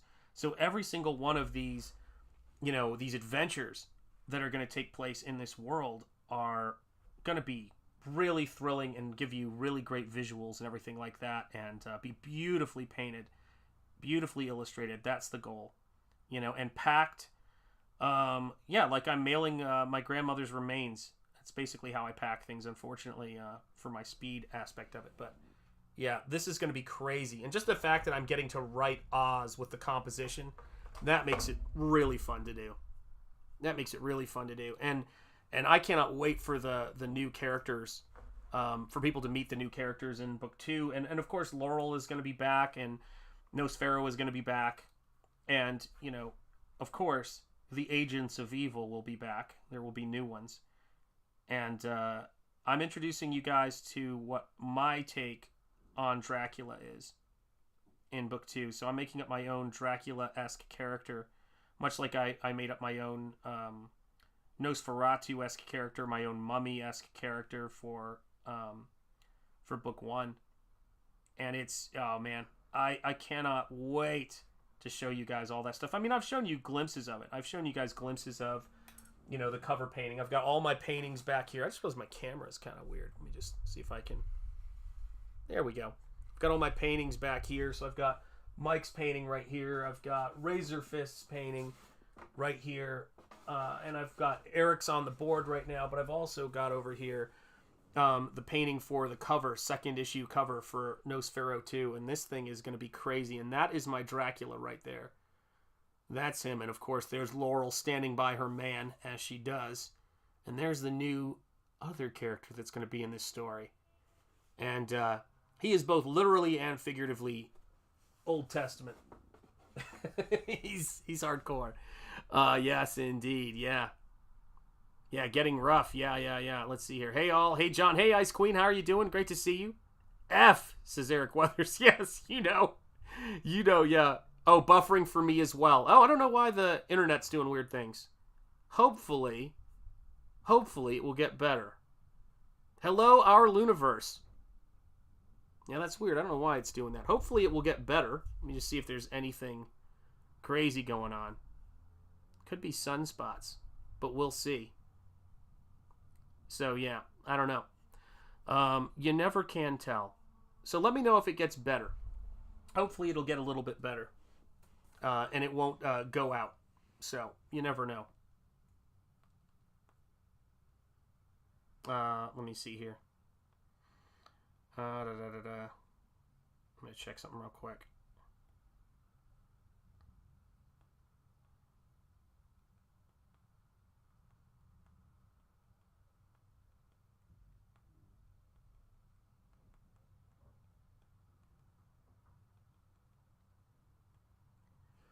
Oh my goodness. So here we go. What's up, Michael? How are you doing, brother? Oh, Sean's got his paint hat on. He must mean business. Yeah, this is my Public Enemy hat. So when I saw the movie with James Cagney, The Public Enemy, when I was in college, I was introduced to Jimmy Cagney via Alan Reingold, who had met him. And he said, if you haven't watched Casablanca, Public Enemy, and Maltese Falcon, we're doing it now. So we had this amazing, movie experience of watching those movies. And I became a massive Jimmy Cagney fan. So I've always wore my my caps, my Baker Boy cap ever since then. Eric Weathers says it's better. Awesome. I'm glad it's doing better. Yeah, it happens. I've got little people in the house, like big people now in the house. And also, you never know what's going on with the internet. You guys know how it goes. I may not have even reset the router in ages. So that could be part of it too. So here we go. Let's get some monsters in here. But yeah, man, talk about Artist Brothers and the guys who I kind of have been running with now for God, since I've come in here. Just weird. I was actually asking Eric about this the other day. I was like, how the hell did we meet? How does this stuff even happen? And what was so crazy is that Michael Bancroft and Eric Weathers are two guys right now who now it's crossed over into me making artwork of their characters and doing these commissions. And it's just wild, man. And I was looking at that painting today, and the thing that hit me when I was looking at it was like a ton of bricks, is that painting right there is the most complicated painting I have ever painted. I don't know, maybe it was just buffering for a second, I'm not sure. But not this painting. This painting is the cover to issue 2. The painting that is the most complicated painting that I believe I've ever painted is this one I did for the Lucent Painted Death by Michael Bancroft. The link is in the description. If you want to be aware, if you want to be in the know of all things Lucent, all things Bancroft related, then check this out and make sure that you back this book, because that's when this painting drops. I'm sure Michael's going to be letting it be known, but be subscribed to his YouTube channel. Michael, drop the link to your website, your Twitter, and your YouTube channel in the chat for me, for people who might not know it. But this is one of my artist brothers, and this is the stuff that we do. We make crazy stuff, crazy artwork, and yeah. I mean, I don't even know what happened with this thing. Michael, I don't know what happened. I just really don't.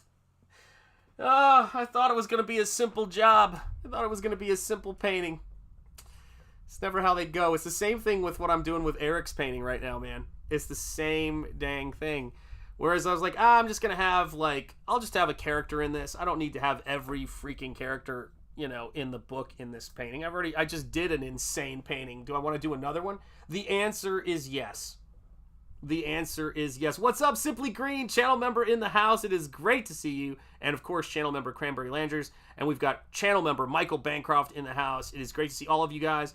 And also, something I was thinking about yesterday, because I was thumbing through Terror in the Trenches, guys. If you have not backed it yet, check out Vaughn's KITARU Witch Hunter. And I have a link, I think, to the Indiegogo in the chat. But, Eric, if you're still around, I know that... Is there another campaign going? Is there a wait list or whatever? Please do help me to get the word out about it. And, yeah, there's Michael Bancroft right there in the house with the Lucent comic. Check it out. Yeah. He's one of my horror brothers and monster brothers. And we like a lot of the same kind of crazy pulp insanity. It's like... that's the fun of what we do here, man.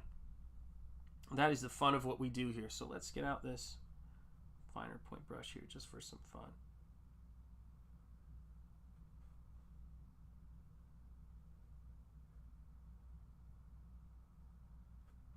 There we go.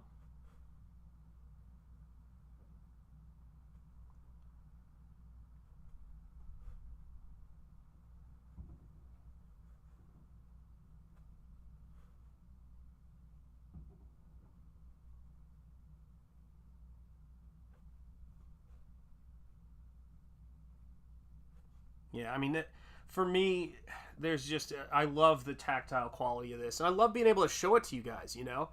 I'm 46 seconds behind, and both my TV and tablet are synced. Wow, that's really trippy, but beautiful at the same time.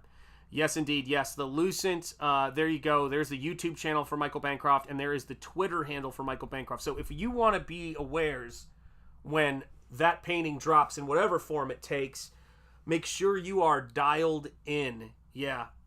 Birds of Death is a weird autocorrect. Yes, I know.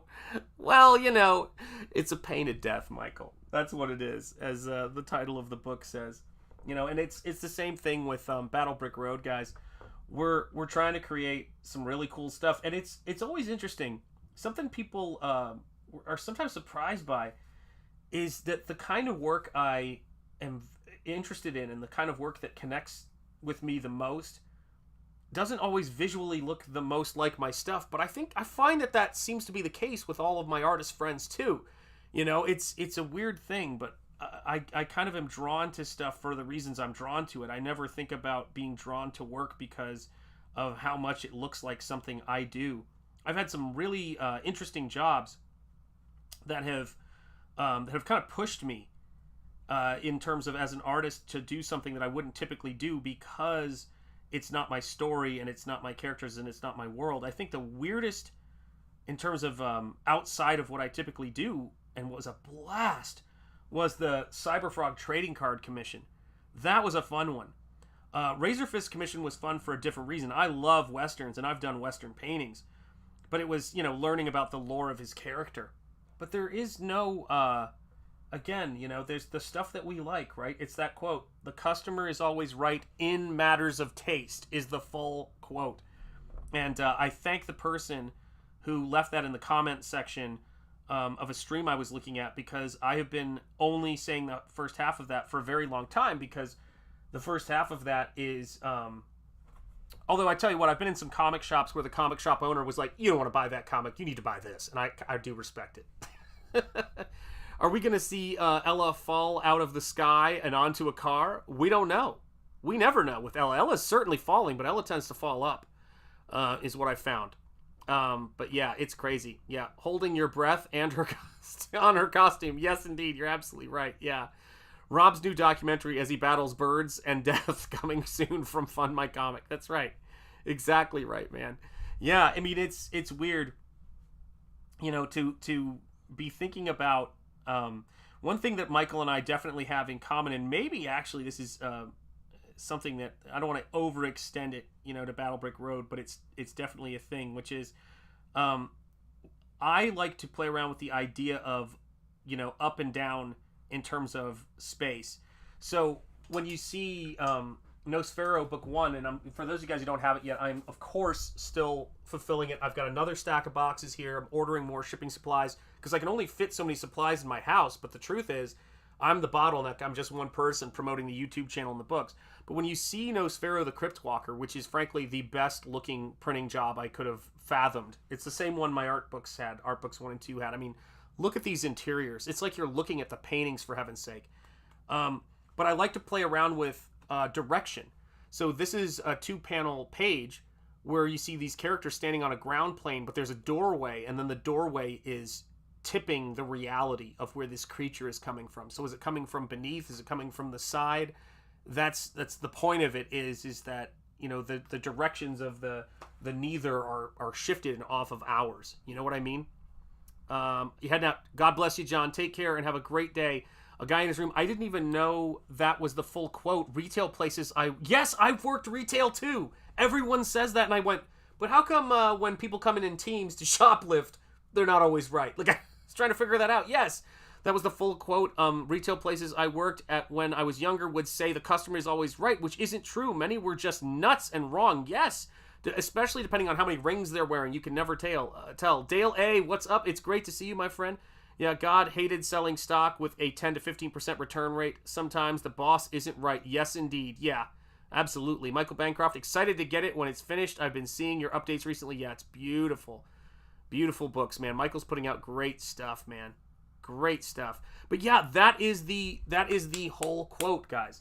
That is the most important thing. And I got it not from a YouTube stream, not from anywhere else like that. I got it from a YouTube comment. And I went, that makes total sense. That's why we're here. Because we're saying, look, when it comes to Star Wars, this is my taste as a Star Wars fan. We're here for these reasons. When it comes to comics, as a comic fan, this isn't the story. And they're saying, no, you're mistaken. I know what you want better than you know what you want. It doesn't have anything to do with the entirety of business, because if you know, it doesn't even make any sense. And I was really glad the person said that. So I hope that maybe we can all go forward whenever somebody says, the customer is always right. Finish the quote. It's the customer is always right in matters of taste, because that's what we've been fighting for. The right to buy what we want to buy and not be told we're wrong for liking the things that we're interested in liking as far as art and books and entertainment goes. And it's, the telephone game with a quote. Amen. I've been thinking about that a lot lately. Yeah. I don't care how cheap those wireless keyboards and mouse combos were. They're shite. That's absolutely right, man. Yeah, and so, that quote is really taken on a new meaning for me as I've got the actual quote now. So, yeah. Can't overstate that, guys. The quote is, the customer is always right in matters of taste. That is the quote. So from the comment section on a CG stream to, to my eyes and, hopefully now to your ears if you haven't heard the full quote before. And I was embarrassed, frankly. I'm 47 years old, and I thought, wow, I've been told that quote since I was working in the movie theater. I've been told that quote since I was, working in sales. I mean, I have had that quote said to me so many times, and I never knew the actual quote. I mean, that was something else, to learn that. I could not believe that, that quote has been said so many times, and I never knew what the quote actually was. So, yeah, if you've never heard that quote before, fully, that's great. Yeah, personal space, Bancroft, personal space. Just try to nip it in the bud, yeah. Without the back end of that quote, the lunatics come to run the asylum. You're absolutely right. By the way, I'll tell you where I heard that quote that was alarming to me. Administrators telling faculty that about students. And you think, so if every student, often the case, thinks they deserve an A for your class, are they right then? And then by what grounds do we even bother giving a degree? Because they know everything that we know. It was weird. Our Luniverse, we're being taught that we're the professionals. We know what they need. Yes, exactly, which is crazy. Do you want to know? Like, here's the thing I always say. When I fly a plane, the passenger isn't always right. Okay? They've been right before looking out the window at the wing or something like that. But I'm going to go with the pilot is the person who should be flying the plane. Kind of seems odd. I know. It's like going to the doctor and saying, you gave, you drew my blood here for this test. I'm going to draw your blood now. I feel like that it's only fair. What are you talking about? Yeah. We now understand why barbarians destroyed Rome. We have them now. Yeah, that's true. Yeah, patients and students are now customers in the government. Yes, exactly, in the government documentation. You're right. Yeah. And that's the craziest thing about this, right? Is that there's the audience and there's the artist. And we always know this because, when a great artist, as we were talking about, leaves a legacy, whether it's with their literature, their comics, their manga, their bande dessinée, their animations, whatever they make, their video games, when an artist leaves a legacy like that, you can't, the fans can't come together and make, more of a particular thing. That's what the artist would do, And that's an important thing. We got 34 people watching the stream. Thank you so much, guys. If you haven't hit the like button, please do. Let me see here. Yes, indeed. Yeah, the lunatics running the asylum is absolutely what happens. Yeah. I will say professionals have lost their reputation. Yes, indeed. Yeah, I think so. And I think, but here's the other aspect of it, right? And it's an important aspect. It's an important aspect of it. Is that, do you really want to go and watch a movie that the director said, I don't know, I actually had a colleague who used to take pride in telling students, and this, I used to tell the students, I go, well, this ain't true for me, guys, sorry. He go, we're all the same. You guys probably know as much as I know. And I went, why are we charging tuition if they know as much as you know, dude? which couldn't fill a thimble, by the way. That dude, man. But that's a crazy idea. That's a crazy thing to postulate. That everybody is equal. Adults or children do not know as much as adults. Teenagers do not know as much as adults do. Period. End of story. They certainly don't know what's on the other side of being a teenager. And it's a very weird thing. Sometimes you're going to get the odd kid with more knowledge in a particular area, but you are not going to get a kid with more experience, because experience takes time. And the ability to make artwork and to do the things that we do in this space with this high level of craftsmanship and ability takes a lot of time. Yes, he is a moron. Yes, Cranberry Lanchers, he is a moron. That guy. I'm not kidding. Like, I couldn't even believe. And he would say this with pride, and I would just look at him like, and he wouldn't stop saying it. I was just like, and I didn't, it's not like I told him to stop saying it, but he would not stop saying it. And I just was thinking what on earth are you doing? Like, why is that a point of pride to you? Do you want to go see a doctor and have the doctor go, look, I know as much as you do as a patient. Where do I put this? Yeah, that's not a colonoscopy anybody wants to have, I can tell you that much. My God.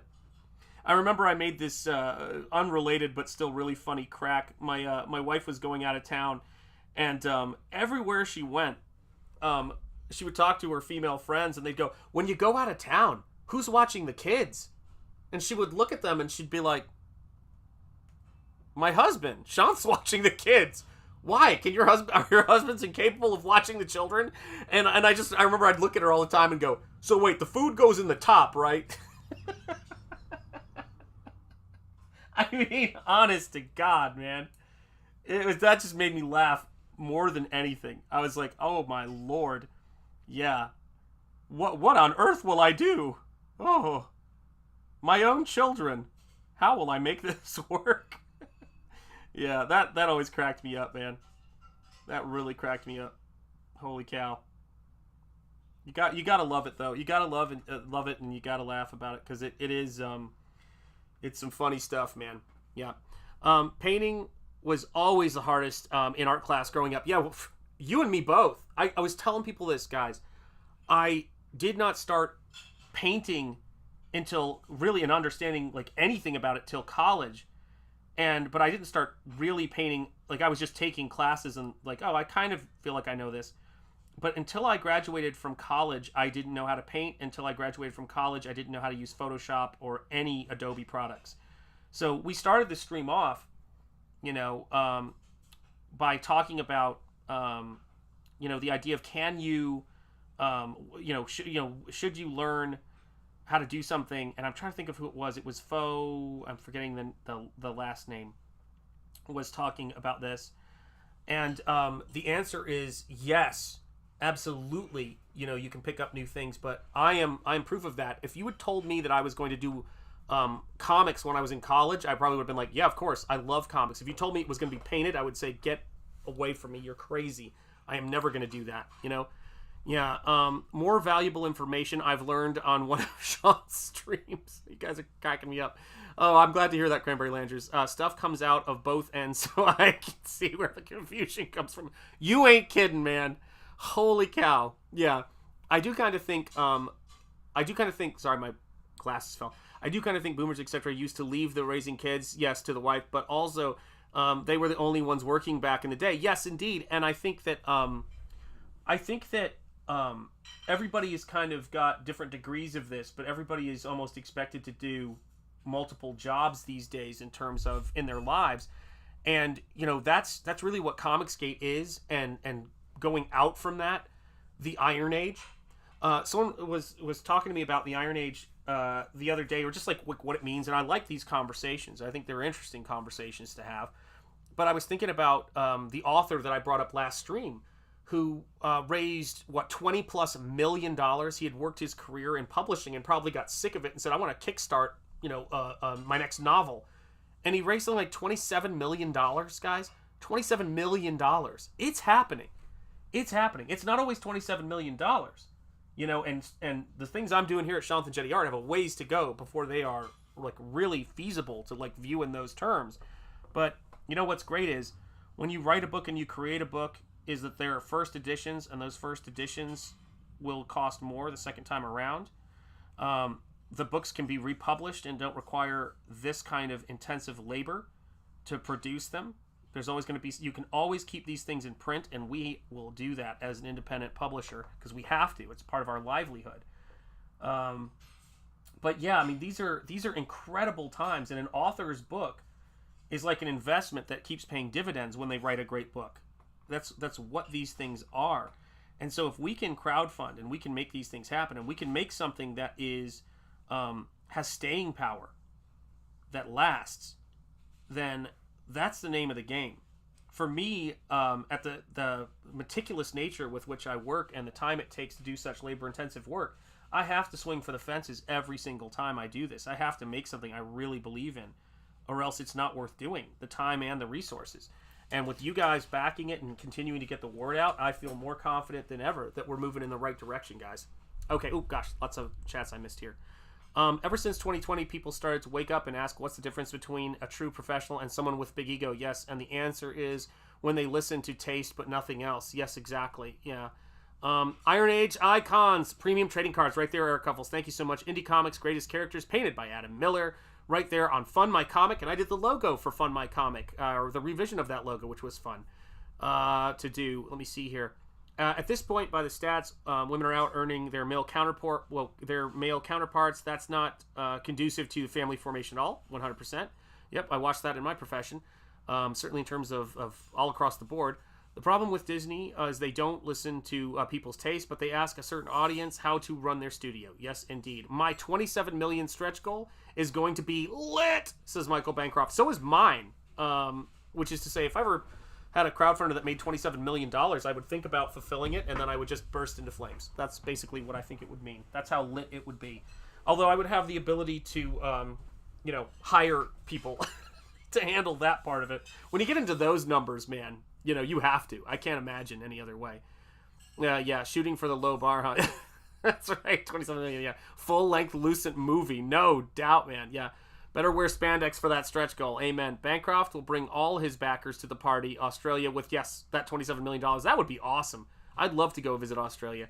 Speaking of first editions, I saw somebody confused why American comics are collected as valuable, but not manga. That's because our manga is just English translations. The first editions are in Japan. That's right. You're absolutely right. Yep. First editions are 100% in Japan. And when I buy manga or bande dessinée, I try to get either a facsimile edition or a really high quality edition. So I have Nausicaa Miyazaki's manga, which is very bande dessinée, interestingly, because he's a big time European inspired artist. But I have an edition of Nausicaa that's a large, like a bande dessinée. I have the facsimile editions of Hergé's Tintin. I have several of those, and you won't understand Tintin visually until you see that comic book printed on the paper it was intended to, because it was intended to be printed on a kind of high-end newsprint. And when the colors hit that high-end newsprint, which is sort of is a very beautiful off-white color, it deepens the colors. When you see it printed on white gloss, it looks atrocious, that comic book. When you see it on matte, the paper that it was originally intended for, it's breathtaking, guys. How are you doing, Maromi? It's great to see you. That's right, the Lucent, starring Lizzo, indeed. That one I have the DVD beside me. There you go. Bancroft, buy a trampoline and Guitar Lucent 3 will come out, but never does. That's what I would do. Michael Bancroft is the stretch goal. Genetically engineer flying monkeys. That scares the heck out of me. No, don't do it. You guys are cracking me up. Yeah, man. Lucent says oh, no. Eric, no. Why did you do it? Why did you do it? Yeah, that's right. Well, now, I'm jealous with those Tintin books. Yeah, guys, I got them on Amazon, the French Amazon site. And because I was looking for a thing, I think I found one in a store. And I went, what the heck is this? Why is this printed, and it looks so good? And then I, looked it up, and it was like, yeah, they produce these facsimile editions. And I highly recommend, if you are the kind of person who is interested in Hergé's work, and anybody who's interested in comics or any of this stuff should watch the documentary Tintin et Moi. It is Tintin and not Tintin and I, which was an American made documentary, but this one has audio recordings of an extensive interview that Hergé did with a French journalist in his studio in Belgium, and it really explains what a complicated man he was and what a remarkable achievement his Tintin stories are. They were when I actually never read them as a kid, so I don't want to give that impression. But my cousins in India loved them. They were enormous in with my cousins with my family in Austria. Everybody grew up reading them, and I think that's the key to the stability of bande dessinée. Is they've had the works, Tintin works, to be like Harry Potter, but they're comics. They're reproduced and given to generation after generation after generation of kids, and they're basically, weaned onto comics through Tintin, and that's why they have this amazing audience they have. And there aren't a lot of comic books that are geared and that perfect sweet spot of adventure, of action, that are also geared towards a younger audience. The original superhero comics kind of are, and perhaps, collections of them could serve a similar purpose. But Hergé is not, Tintin is not a superhero character. He's a character that is very much, a relatable, well, funny enough, he's a little bit like Peter Parker. He's a reporter in that sense, and he does have a camera. But the locations are everything, and the trips and the travels he takes are wild. So yeah, if you have not looked at those, well worth a look. Well worth a look. No getting around it. Yeah, that's weird how Tintin just doesn't exist for us in America, 80s and 90s kids. It was nowhere. Yes, and I think it has to do with how it's released. Yeah, Tintin and the Phantom are very popular here too. Yes, they're very popular in India. And you may be aware that Australia is very popular with Indians. You have plenty. I always laugh when I hear all of the hilarious, the 12 Days of Christmas in an Indian accent via Australia is hilarious. Yeah, I learned the Phantom and Tintin were popular in India. Yes, they actually had their own Phantom comics. They licensed it out and did created in India Phantom stories. And they love Tintin and they love Asterix. Those two comics are huge for making bande dessinée the stable industry it is. Because you can take your kids into a comic shop and there's something there for them to read. At the same time, and this may be how we have to get this done, we're in a situation to where we have to appeal again to a young audience, which is to say, young adults, teenagers, young adults, up to adults, and creates comics and stories so that we can reacquaint people with comics as an art form and pass them on to kids. American comics as an art form. And I think that, the old stuff is great. I think that stuff is fantastic, but, we have to, I want to create stuff that's new because it's weird. People kind of want to be alive in a time when new stuff is being made, and new isn't always better. But I do, while I always say to you guys, go read the classics, go check that stuff out, I am not, I do understand fully that, even myself included, we want to see new things created by people now because there's almost this thrill of being there when it's made and knowing it's possible to do this stuff. Yeah. We have Tintin plates of various covers, including the now forbidden ones. Yeah, they make the best merch, man. The Tintin Boutique store makes some of the best stuff ever. Yeah, Phantom 2040 animated was pretty cool. Yes, and that is a character that is a big influence on Nosfero the Crypt Walker. Yeah, because he's the first masked hero. But it's that's what's so fun about this stuff. That's what I love about this stuff. It's getting to deal with the pulp characters. He's very Conan. He's very Solomon Kane. He's a very intense dude. He's got a piece of metal through his nose. Damsels in distress, but he's very much a Hammer horror villain. But yeah, he comes out of that school. That's where Nosfero lives and breathes, man. It's all of that stuff. The Phantom, Solomon Kane, Conan. It's wild, and Hammer horror films. Those are big aspects to why he is who he is and what he is.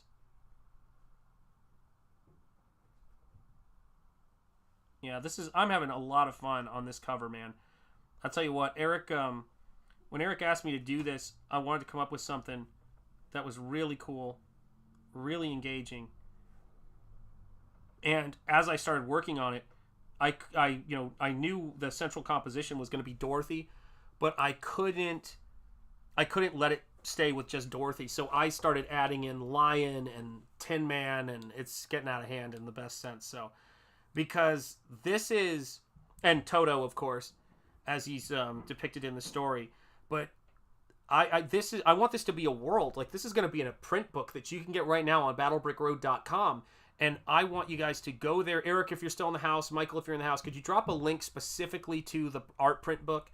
Because I've backed the art print book, I think, twice now. Because I want to have, a copy of it to put up, and then I also want to have a copy to keep, new. And I've got 2 kids, so it's always good to have, 2 of things when I do work.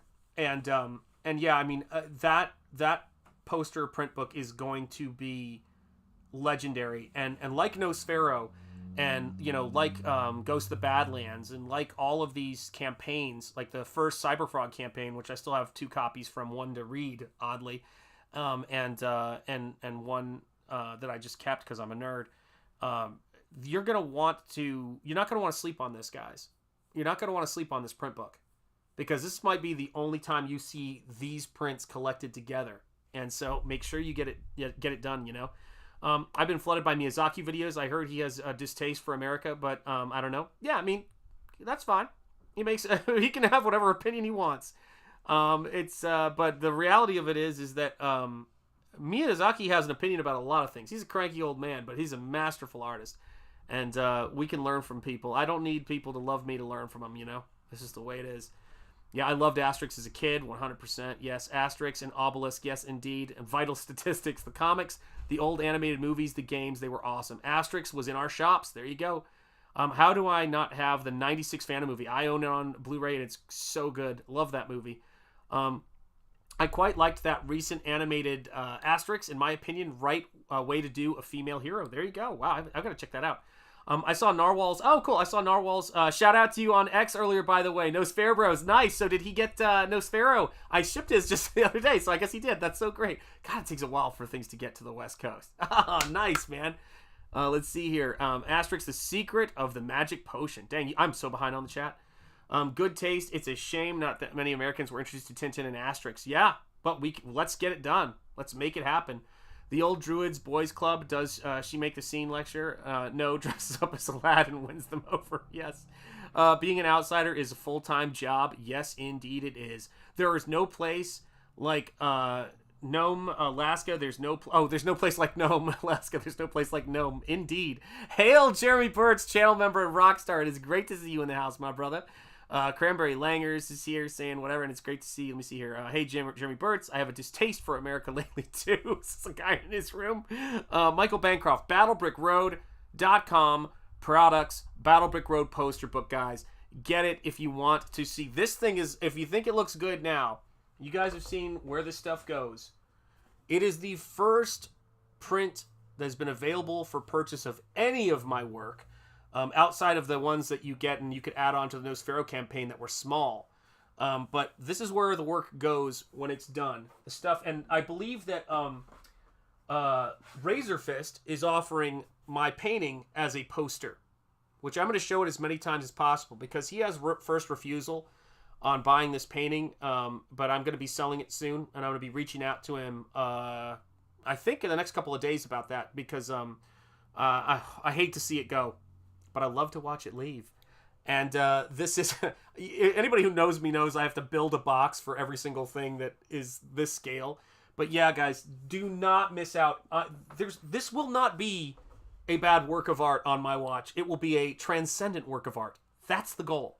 I want to paint things that are transcendently beautiful because these things can end up in my art books in the future. That's what it's about. That's right. That's right. Oh, man, I'm so behind. Next backer on Battlebrick Road is 800. People, rally caps. Who has not got the poster book that's going to feature all this amazing artwork and has the guts, has the gumption to sit in the action seat and to make it happen? To take the bull by the reins You know what I'm saying? Make it happen. Number 800. Where are you? Number 800. Where are you? There's Kayla. How are you doing, Kayla? It's great to see you. Yes, indeed. Everybody's saying hello to Kayla. Shanth appreciates a good frame. I sure as heck do. Yeah. Backer 800 could be you. 100%, guys. If you have not backed the print set that this Battle Brick Road painting is going to be in, for heaven's sake, do it now. You will be number 800. It's going to feature, and there's going to be Dan Lawless prints in there. There's going to be so many amazing prints that are going to be in that book. Eric Weathers prints, guys. Now is the time to back. And happy Sunday to you, Kayla. But you've got, this is going to be one of many outstanding pieces that are going to be in this book. Be number 800. Got Blade is cracking up. Yes, indeed. Doing fine, says Jeremy Burtz. Kayla, wait, I haven't backed it yet, says Eric Weathers. That's right. The intestinal fortitude, or the gumption. That's right. Number 800. The power is yours. Indeed, indeed. Captain Planet, y'all. Don't call me again unless you want me to bring that pain. That's Don Cheadle's finest work. Bordeaux, it's great to see you, my friend. Hail Shanth, up to do a drawing stream together sometime. Yeah, maybe. Yeah, I've done these streams on this channel. I got to keep getting after on this channel, but yeah, I'm always down for that. Yeah, I got to do more of those too. Do you got the sand? Do you got the sand to be backer 800? Kayla, old Sunday, laugh out loud, bagging and boarding. I know exactly how you feel. That's what I'm doing right now. In the basement of the shop with everyone upstairs is dealing with, oh dear. Yeah, I've been there. The testicular fortitude. That's right. Sand? Sand. That's right. Maybe it's a beach reference to Australia. Which happy St. Patrick's Day to all of those who are Irish here. Yes, indeed. Happy St. Patrick's Day to all. Happy St. Patrick's Day to all. We are one backer away from 800. Bancroft needs sand, y'all. Get some. BattleBrickRoad.com. Who is going to click that link? Have you backed it more than once? Have you backed it twice? Do you want to back it a third time? Have you not backed it yet? And do you want this print? Do you want to show some love to Eric Weathers, who I consider to be one of the many load-bearing walls in this space, guys? When Comics Gate was starting out, when we were in this space, and it wasn't defined, and people were trying to figure out what it was, I cannot tell you how many people I was volunteering videos for, for the Crack Pack, for everybody, for Ethan, for, anyone doing editing trailers, speaking of Narwhal. I was doing a ton of different stuff for anybody I could. Eric was working as letterer to everybody. He is a load-bearing wall in this space. And let's put that to one side. Battle Brick Road is a fantastic all-ages comic. If you're looking to get American kids into comics, for heaven's sake, if you've got somebody you've got a niece, a nephew, a kid, a younger brother, I do not care who it is, get Battle Brick Road. It will not disappoint. It is an engaging story. It is fun. And it's great for all ages. I like it. You'll like it. Jabez, what's up? Facts, indeed. NTM Comics, what's up, Noah? Those are load-bearing walls, Jerry. That's exactly right. They are. We ate sand. You ate sand. Raising Arizona. God, I love that movie. It's so good. I'll claim a touch of the Potato Ninja. That's right. Happy St. Patrick's Day, says Cranberry Langers. Our Luniverse, I'm part Irish. There you go. Eric, keep refreshing and let us know if we hit 800. Send it to a friend to back, share it on Twitter, back the book. Hail Noah. That's right. Sandworms didn't start in Dune. They started in the land down under. At Michael Bancroft, just had to do 12 CAPTCHA for your website. Oh, very cool. And it still will not let me in. Oh, no. I am now questioning that I might be a bot. Oh, it's now questioning you might be a bot. Yes, that's right. Holla! Blood taters! Shout out to Shane Davis. How are you doing, Shane, out in the universe? I hope you're doing well, and I know you've had a banger of a campaign, so it's great to see. Yeah, guys, let me know. Are we at 800 yet? Ferris Comics, just to access the site. Uh-oh. I find everyone awesome one. That's right. Australia is like another planet. That it is. Guys, are we at 800 yet? Are we at 800 yet. By the way, let me just say this, unrelated, guys. I freaking love Tremors. Mrs. Enjetti loves Tremors. We love that movie. We took a trip to take a vacation. One of the few vacations we've taken. We've got it. Well, we're going to be taking some more. And the movie I brought for us to watch was Tremors, because it's such a fun movie to watch. It's the kind of action monster movie that's a little bit scary, but you can, younger kids, depending on, your kids, can watch it all the way up. It's great. Not yet. We're not yet to 800. Come on, people. Next thing you know, Shelby will appear. That's right. Next thing you know, yeah, Tremors was set in Perfection Valley, but it was based on the Aussie Outback. That's where it is. Yeah. How odd, you shouldn't have to do anything at all. It has no right existing in that movie. Yeah, it's such a great flick, man. It's such a great flick. Yeah. Everybody tweet out that we're almost at 800 backers on Battle Brick Road 2. Everybody tweet that out right now. Open another window. If you're on your phone, go on there and get battlebrickroad.com out to the masses. Hashtag Comicsgate. Hashtag Iron Age. Hashtag whatever you got a hashtaggery. And say, go back Battle Brick Road and be 800. I want to see it happen. I'm not going to stop until it happens. I am not going to stop until it happens. Let's see. Various Comics, maybe try it in a different browser. Survive Infinity 000088. Hail, Shanth. Hail to you, Survive Infinity. It's great to see you. Yes, indeed. I love that. So, yeah, guys, get that out there. We need to move Battle Brick Road to 800. BattleBrickRoad.com is one backer shy. Will you be that backer to make it happen? I mean, good God, I'm just looking at the number. 799 backers. This is painful, guys. Move the needle. Move the needle. That's not just coming from me. That's not just coming from me when we say move the needle. That's coming from the man. My main man, my can of spam. It's all about money. Eric Weathers saying move the needle. Guys, I can't back that campaign anymore. You're going to have to back it for me. We need it to happen. If you want great stuff like this to happen, move the dang needle. When people see what we're doing in this space, when they see that author making $27 million on a novel by taking his audience and saying, we're doing this.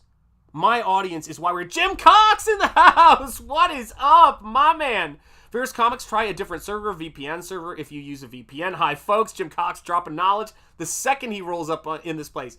Guys, we are right now the topic of conversation. Battle Brick Road is at 799 backers. If you have not backed the book, if you have not backed issue 2, if you have not backed issue 1 and you want to get caught up, and if you want to back this art print book that will have a beautiful painting by yours truly that's in progress right now as we speak, go back this book. BattleBrickRoad.com is where you get the book. The link is in the description. And shout out to the mighty Jim Cox in the house. And my man, Jeremy Burtz. It is great to see you guys in the house. Move the needle. That's in order. Yeah, guys. We've got to make so much noise that they can't ignore us. We're not going to make clatter. We're going to make noise.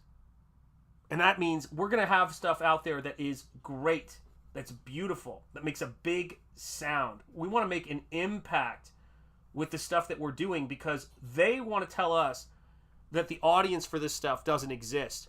And we're saying it does. We're saying, look at all of the incredible success that you're seeing. Independent musicians, all, being at the top of the Billboard charts with no record label, guys. These are important times and these are exciting things. And I tell you what, I want to see the needle move. I want Eric Weathers to be able to tweet out, we just hit 800 backers. And I'm going to tell you why. Because in a weird way, when people hear those milestones, it gets people amped about backing it. It gets people really excited. They're like, 800? Man, I want to get this thing. And I watched it happen with Nosfero, and I know it's going to happen with Nosfero too, which is people get excited by the enthusiasm. And the more successful a thing becomes, the more it sort of starts to generate its own gravity. And that's important because we need a lot of resources and we need a lot of support to make these things happen. This is not about the stock price. This is not about any of this stuff. This is about buying family necessities, art supplies to tell stories uncompromised by all of the ridiculous politics that don't need to be a part of our art. I've said it once, I will say it again. Politics are the enemy of art. They are the enemy of art. The Shanth Shimmer! You felt a disturbance in the needle. What? Move the needle? Heather Antos will call you racist. I'm not even going to say that sentence. I would love for her to say something like that to my face. Let me tell you. Say it to my brown face. Ooh, makes me angry. Let's see. I'm gonna refresh. Come on.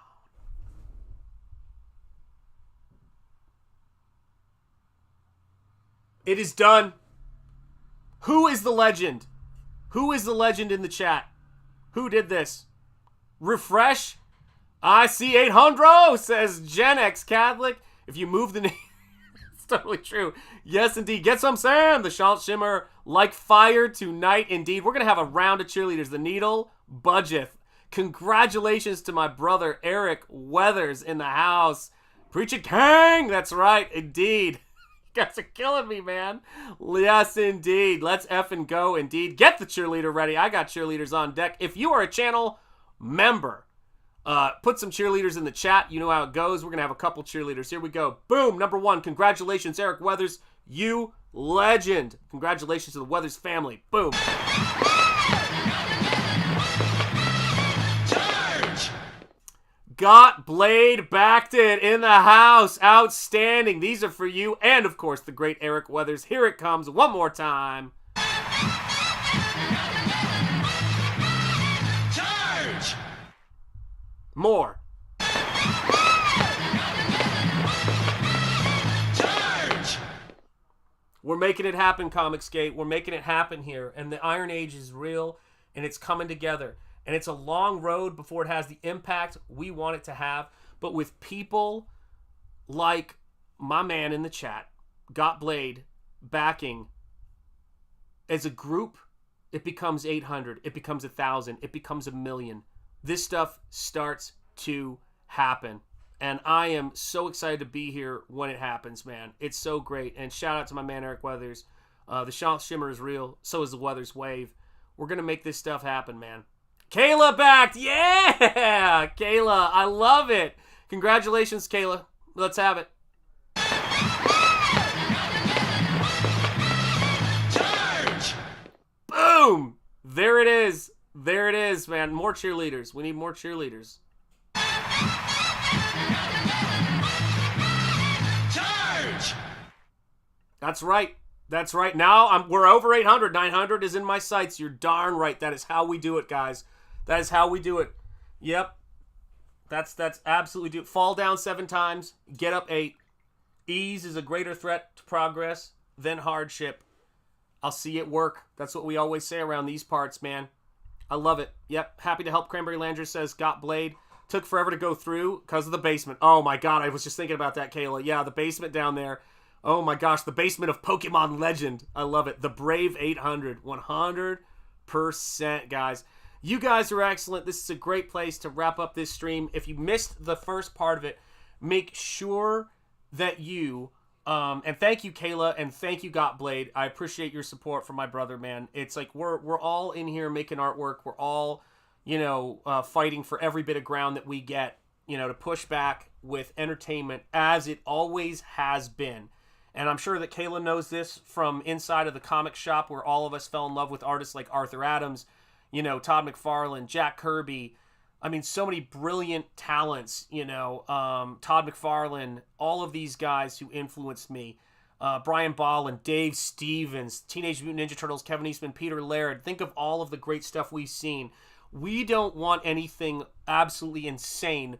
We just want what is possible. We know it's not probable, but with you guys, it's possible. So thank you guys so much for tuning into this stream.